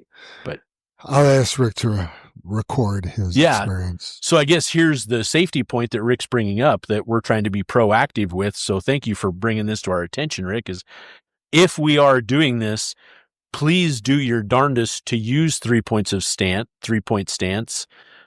Move slowly. That's always the big thing, is to move slowly and be patient while you're doing it. So yeah, I mean, keep a hold of that wheel so you don't fall out of the cab. Have both feet planted firmly on the step, or, whatever the case may be. Don't have the truck moving, be stopped. And I know a lot of those, as you're moving and the loader's coming up, right, you're going to keep moving. I don't know. There's a lot of bad that could happen, Rick, and I guess we need to figure that out. I don't have a perfect answer for you other than if you guys are doing this, we need to be extremely careful doing it. Bringing it to everybody's attention is the best Right. we can do at this point. Right? you know? Yeah. And I'm sitting here thinking too, it wouldn't be a good idea to step all the way down to the ground when the loader is only 2 feet away from your truck, Right, Dave? and Yeah. you're going to Yeah. get trapped between those two. Yeah, I you mean, have that's not cool. a knee buckle or something, Right. and or whatever, Yeah. slip, give out or whatever. Yeah. Yeah, and you fall as the loader's. Yeah, not good. Oh, Not good at all. you know what I did miss is John Jordan gave Edward a shout out. Oh, Yeah, so John Jordan wanted a shout out to Edward because we brought Edward up. yeah. He was out of dairy on a Saturday, needed some help. He called his normal people that he would call. Nobody answered. Called Edward. Edward answered on the first ring and walked him through the dairy. Oh, that's awesome. That is Yeah. awesome. Yeah, good call. Better late than never. Right? All right. You guys ready for some tips and tricks? Let's do it. Sure. All right. Number 5.5. Professionalism. Good morning, JFW family, and welcome back to Tips and Tricks 1 month later. I apologize for being away the past month and appreciate some of the drivers and safety leaders to bring up some tips and tricks for us while I was away. Thank you. Topic: I am professional. As professional drivers that we are, we got to set the bar above everyone else. We may not be able to coach four-wheelers and truck drivers on how to drive safe, but we can coach ourselves. Something I've been trying to do better and safer is that I'm letting cars and other trucks get in front of me. Before coming to JFW, I wasn't like that. I'd always try to speed up and not let cars in front of me. Now, even though I'm already going the speed limit and I see a vehicle hauling ass just to get in front of me, I let them in. Also, remember that we're a big target. Soon that new headquarters will be up at Yard 23, and everyone is going to see that driving on 270, and people are going to know who we are. Most of you all should know already that almost everyone wants to be in front of us, and this is where professional skills come to play. Remember that we got to set the example and show other drivers that we are safe. Everyone should be able to read other vehicles on what they're about to do before they do it. A lot of times at I-76 West, merging onto the I-25 ramp, cars will go super fast just to get in front of us. I look at my mirrors and I can read that car half a mile away Amen. and already know that they are going to try to get in front of me. Yep. Again, this is where our professional skills come to play. 99% of times we, and I mean all truck drivers, will get pissed off at situations like this. We have to have patience. For some of us new drivers, I know that's easier said than done, but please know that for every good and safe decision we make on the road, those families that get to go by go home tonight. You never know who's in that car beside you. Could be a newborn baby, a family, or a family member from one of the JFW employees. One thing leaders always say to us is drive like our family is in front of you, next to you, or behind you. Remember that we're all making a difference every day just by being professional. All we can do is show other drivers that we can be safe out there on the road, and hopefully just one driver could say, if that big red JFW truck can drive safe and obey the speed limit, then so can I. Let's be accident free. Please let me know on Connect Team what you think about this week's tips and tricks, and thank you again for those who gave some tips and tricks while I was away. Thank you all again for listening, and let's do things the JFW way. Until next week, Armando the Sergeant Del Val, the new and improved 0073. Bite me, Valentino 0088. Just kidding.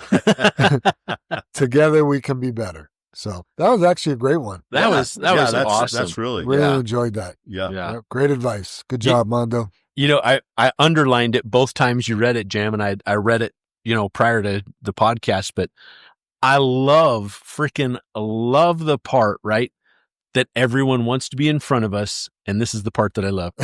This is where professional skills come into play. Yep. We have to use those professional skills. And just like he said, he painted the picture for all of us. Right. You're looking in your mirror knowing this guy's going to want in front of me. This guy's going to want in front of me. And you guys read traffic all day long and you're amazing at it. So to me, it's more powerful to let that person in than to try not to. Oh, yeah. Because when you're trying not to, you're already losing because you're frustrated. Mm-hmm. When you're like, you know what? I'm going to let this guy in. I'm going to let that guy in too. I mean, that is a true flex. You know what I mean? Yeah. Like, they're going to try to take it anyway, and just like you said, you're going to be upset about it, or just let them in so we can go on. And the thing is they're probably going to get it because it's smaller, faster, more agile. Right. That's what I mean. They're going to get it anyway. Yeah. You got to work really hard not to let them in, right? Exactly. And you may be avoiding an accident of someone hitting them, right? And maybe that's your family in the car coming up, or whatever the case may be. We had that one driver we let go because he man. That was an angry dude. Yeah, you ain't getting in front of me, and when you do, I'm going to be pissed off about it. The other thing that I like about Mondo was talking about is reading traffic, because he kind of summed up what you and Sam experienced. Like, you saw what was going to happen long before it happened. Yeah. So, yep. So, and that takes that. I guess I want to bring up that is situational awareness. Yeah. And over the years, we've met with so many insurance companies and, people that we try and get information from because we're still learning, right? We're still taking advice from people. We're still taking advice and learning things and seeing where their bar is at and whatnot. And I guess that situational awareness, that's like running in a pack of cars speeding down the interstate, right? There's a pack. And have you guys ever noticed there's usually a big separation between the packs? Right? You've got a gap that I'll almost say you're being held back and you want to be in that next pack because you're trying to go faster than everybody in this pack. Well, do you have the situational awareness to realize what's going on? Yeah. Do you even realize you're in a pack that is speeding and you shouldn't be? Stay out of the pack. Right, Jam? Yeah. There's that situational awareness. It can go it can be applied 1,000 different ways. So I love when you get the experience where you got like a 10-car pack in front of you and you got like a 10-car pack behind you and you're like right in the middle, like a quarter mile. Yes. But the rear pack is always going to catch your front pack. Yeah. Yep. So, you want to hit us with that high road hauling? Sure. So I kind of picked this one today based on current events, and it's something worth, going over. Anything good is worth going over, right? You may have heard the statement, integrity is doing the right thing even when no one is watching. The truth is, research has shown time and again that people are more honest when they know they're being watched. A recent study found that installing theft detection software in restaurants led to a 7% revenue increase on average. Ironically, this wasn't a result of firing workers stealing. Rather, it was the changed behavior of employees who knew they were being monitored. Most of us see ourselves as accountable, but consider the following 5 scenarios that many of us encounter regularly. Honestly, how do you stack up? Number 1, when you're running late for a meeting, do you pretend a prior meeting or phone call went long? That really you were watching the latest YouTube sensation? And these are all kind of made up, you guys, but it's to make a specific point. Do you return your grocery cart to the corral or just leave it in the hope that it doesn't roll into the side of someone's car? That's not made up, Jim. That's real. You're sneaking endless mini Snickers rather than sticking with your stated plan of dieting. In a public restroom, when you dry your hands and then toss your paper towel and it hits the dirty floor, do you automatically pick it up or just get out of there? When you're shopping and looking through a rack of clothes, if something falls off a hanger, and something always does, do you pick it up or pretend it happened and then say it's someone else's job to pick that up? These are relatively small things, but with these simple scenarios, we lay the foundation for how we behave in the bigger things of life. Have you ever heard how we do something is how we do everything? So again, I'll ask you, are you accountable to what you say is your truth? Do you walk your talk, whether or not you're being watched? The moral of the story is simple. Always act with integrity. As a professional, regardless of position, you must be accountable for all you do or fail to do to uphold the reputation and credibility of the organization. He or she embodies the organization's desired values and, in doing so, provides a role model for the entire team. So remember, clean your side rails, clean your tailgate, don't use your phone, drive like a professional should. When you say you swept out, clean out. You better have done it. When you say you're pre-tripped or post-tripped your truck, did you do your very best? And then the quote this week is really right out of our creed. Together, we joyfully create honest value for those we serve. So think about that throughout your day and every day moving forward. Are you creating honest value for those you serve? It's my favorite line of the creed. My very favorite, Jim. Yep. That honest value, I love when you interview people and you ask, what is honest value to you, Dave? Oh, yeah. You know? Yep. I love the answer. It's doing your very best. Yep. I think it's getting a deal on paper towel. And you get a lot of different Honest answers. That's You know, great value. It is. Oh, great value. Walmart? Confused. Oh, I thought it was true value. Walmart. Final thoughts, everyone? Oh boy. The pause before we, The pause before the storm? Is that what that's called? the calm. Not true. Not true. Yeah. I kick it off if you want. Go. ahead. Just got a Jocko Willink quote. And this is, I don't know if you guys remember when I first came back to JFW, one of the first meetings I spoke at, we were talking about the book Extreme Ownership. So anyway, this is one of the quotes I like out of the book. And it says, implementing extreme ownership requires checking your ego and operating with a high degree of humility. Admitting mistakes, taking ownership, and developing a plan to overcome challenges are integral to any successful team. Jocko Willink. Yeah, it's good. Yeah, that ego, Jam. We all got one. You know? Yeah.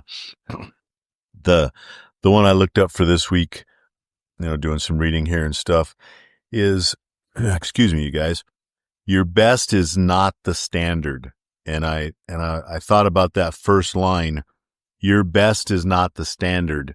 And we've been talking about the standard in your bar and different stuff, this podcast. And, your best may not be our standard, but we work with you. It starts the day with the interview to get you up to our standard. We give you the tools, we give you the trucks, we give all that. But as you go on through the quote here, the standard is the standard. Nobody's measuring effort, And the thing is, the standard is no phone use, right? Mm. That's the standard. We're not measuring your effort. We're not measuring how hard you tried not to use it. That doesn't matter. Wow. Right? It's the standard is no phone use. Okay. And they're measuring execution. We have people that are measuring an execution like, I only used it twice. I used it to text, or I used it. I helped a driver with directions. Map pin. That's execution, but that's not the standard. Oh. And if that's your best, that's still not the standard, you guys. And the thing is about this, and because I can put it like looking out the back window, or I can put it to phone use, is the potential you trying to do that, you trying to only use it once during the day, you're not getting a trophy for that. Right. The trophy is not using the phone. The trophy is looking out the back window. That's the trophy. So, and the thing is as it goes on, it says, the game don't care about your feelings. Business don't care about almost, and from a business, we don't care about almost. Here's the standard. Purpose doesn't accept excuses. The purpose of this is no excuses, right? Jam, you said it. When you talk about your ego, is the ego just an excuse? So the standard's been set by champions, warriors, history makers, not your comfort zone. Okay. I like that. And when we have guys that are not, looking out the back window, not using the phone, having a 95 plus and a 90 or an 80 plus or whatever all our deals are, because everybody falls in, we have amazing scores. You're the champions and you're the warriors. And we said it. We have all these people doing it. Why are we putting up with the people that can't? They're not our champions. They're not the warriors. They've set the standard. So, and it ends here. Are you trying to impress people with your best, or are you willing to rise and meet the standard? So my question is, are you trying to impress people with your best, or are you going to rise up and be willing to meet the standard? I like it. I like it, Jim. That's my thought. I like it as well. I had 2 notes written down here. I didn't know whether to talk about distracted driving or politics, neither of which we should have to talk about. Huh. Right? Let's see. Man, Well, I think Jim just did a great job covering the distracted driving. You're going to go to politics. I'm going to go What to is it? Politics. Politics. We're going to We get need some to talk about politics. politics. No, I just have like one thing to throw out there. The Senate passed unanimously 100 for, 0 against. They passed the no tax on tips. So it's Right. going to go to the House.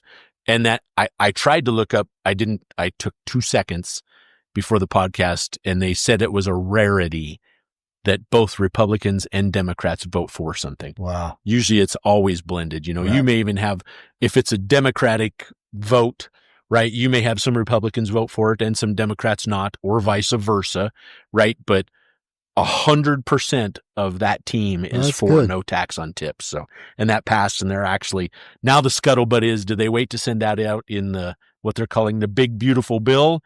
Or are they just going to like put a stamp on it, have Trump sign it, and it goes into effect? Now, is it just tips or is it overtime as well? All they're talking about right now, Tip. the first one to go through was no tax on tips. Got it. And that was his big promise when he was in Nevada, because that's, a major entertainment state where, everybody tips, right? Which obviously, I mean, we tip here everywhere, every meal you go to. And you go to Jimmy John's, they on the receipt, 10%, 20%. It's like, what? No percent. Yeah, this is fast food, Maybe know? a sandwich. Right. Yeah. You didn't wow me with your service. It was fast, but anyway. Yeah. So I guess there's hope, right? Change is possible. We all need to keep that in mind. And I think that's a great thing. So I'm going to Awesome. end on that. I guess kind of a high note. Love it. Anything else, Soup? No? Hope you got Jim's got more. integrity. That's all I want to say. I figured it'd get us in trouble because I was going to say that I understand that because of that vote, we're going to start tipping drivers on Fridays. You are opening Pandora's box, my I know friend. I know it. Oh, I like your style. Right, Jam? Yeah. Think about it. This is just your tip. Yep. This is your tip for the week. Huh. You did such a great job. We're tipping you for the week. Yep. Huh. Tax-free. Come on. Love it. All right. Let's say the creed and get on out. Sounds great. Together we face and overcome all that stands before us. Together we are accident free. Together we joyfully create honest value for those we serve. Together we celebrate our differences and respect those with whom we work. Together we are accountable for our words and our actions. Together we are the JFW family. All right, everybody. Thank you, everybody.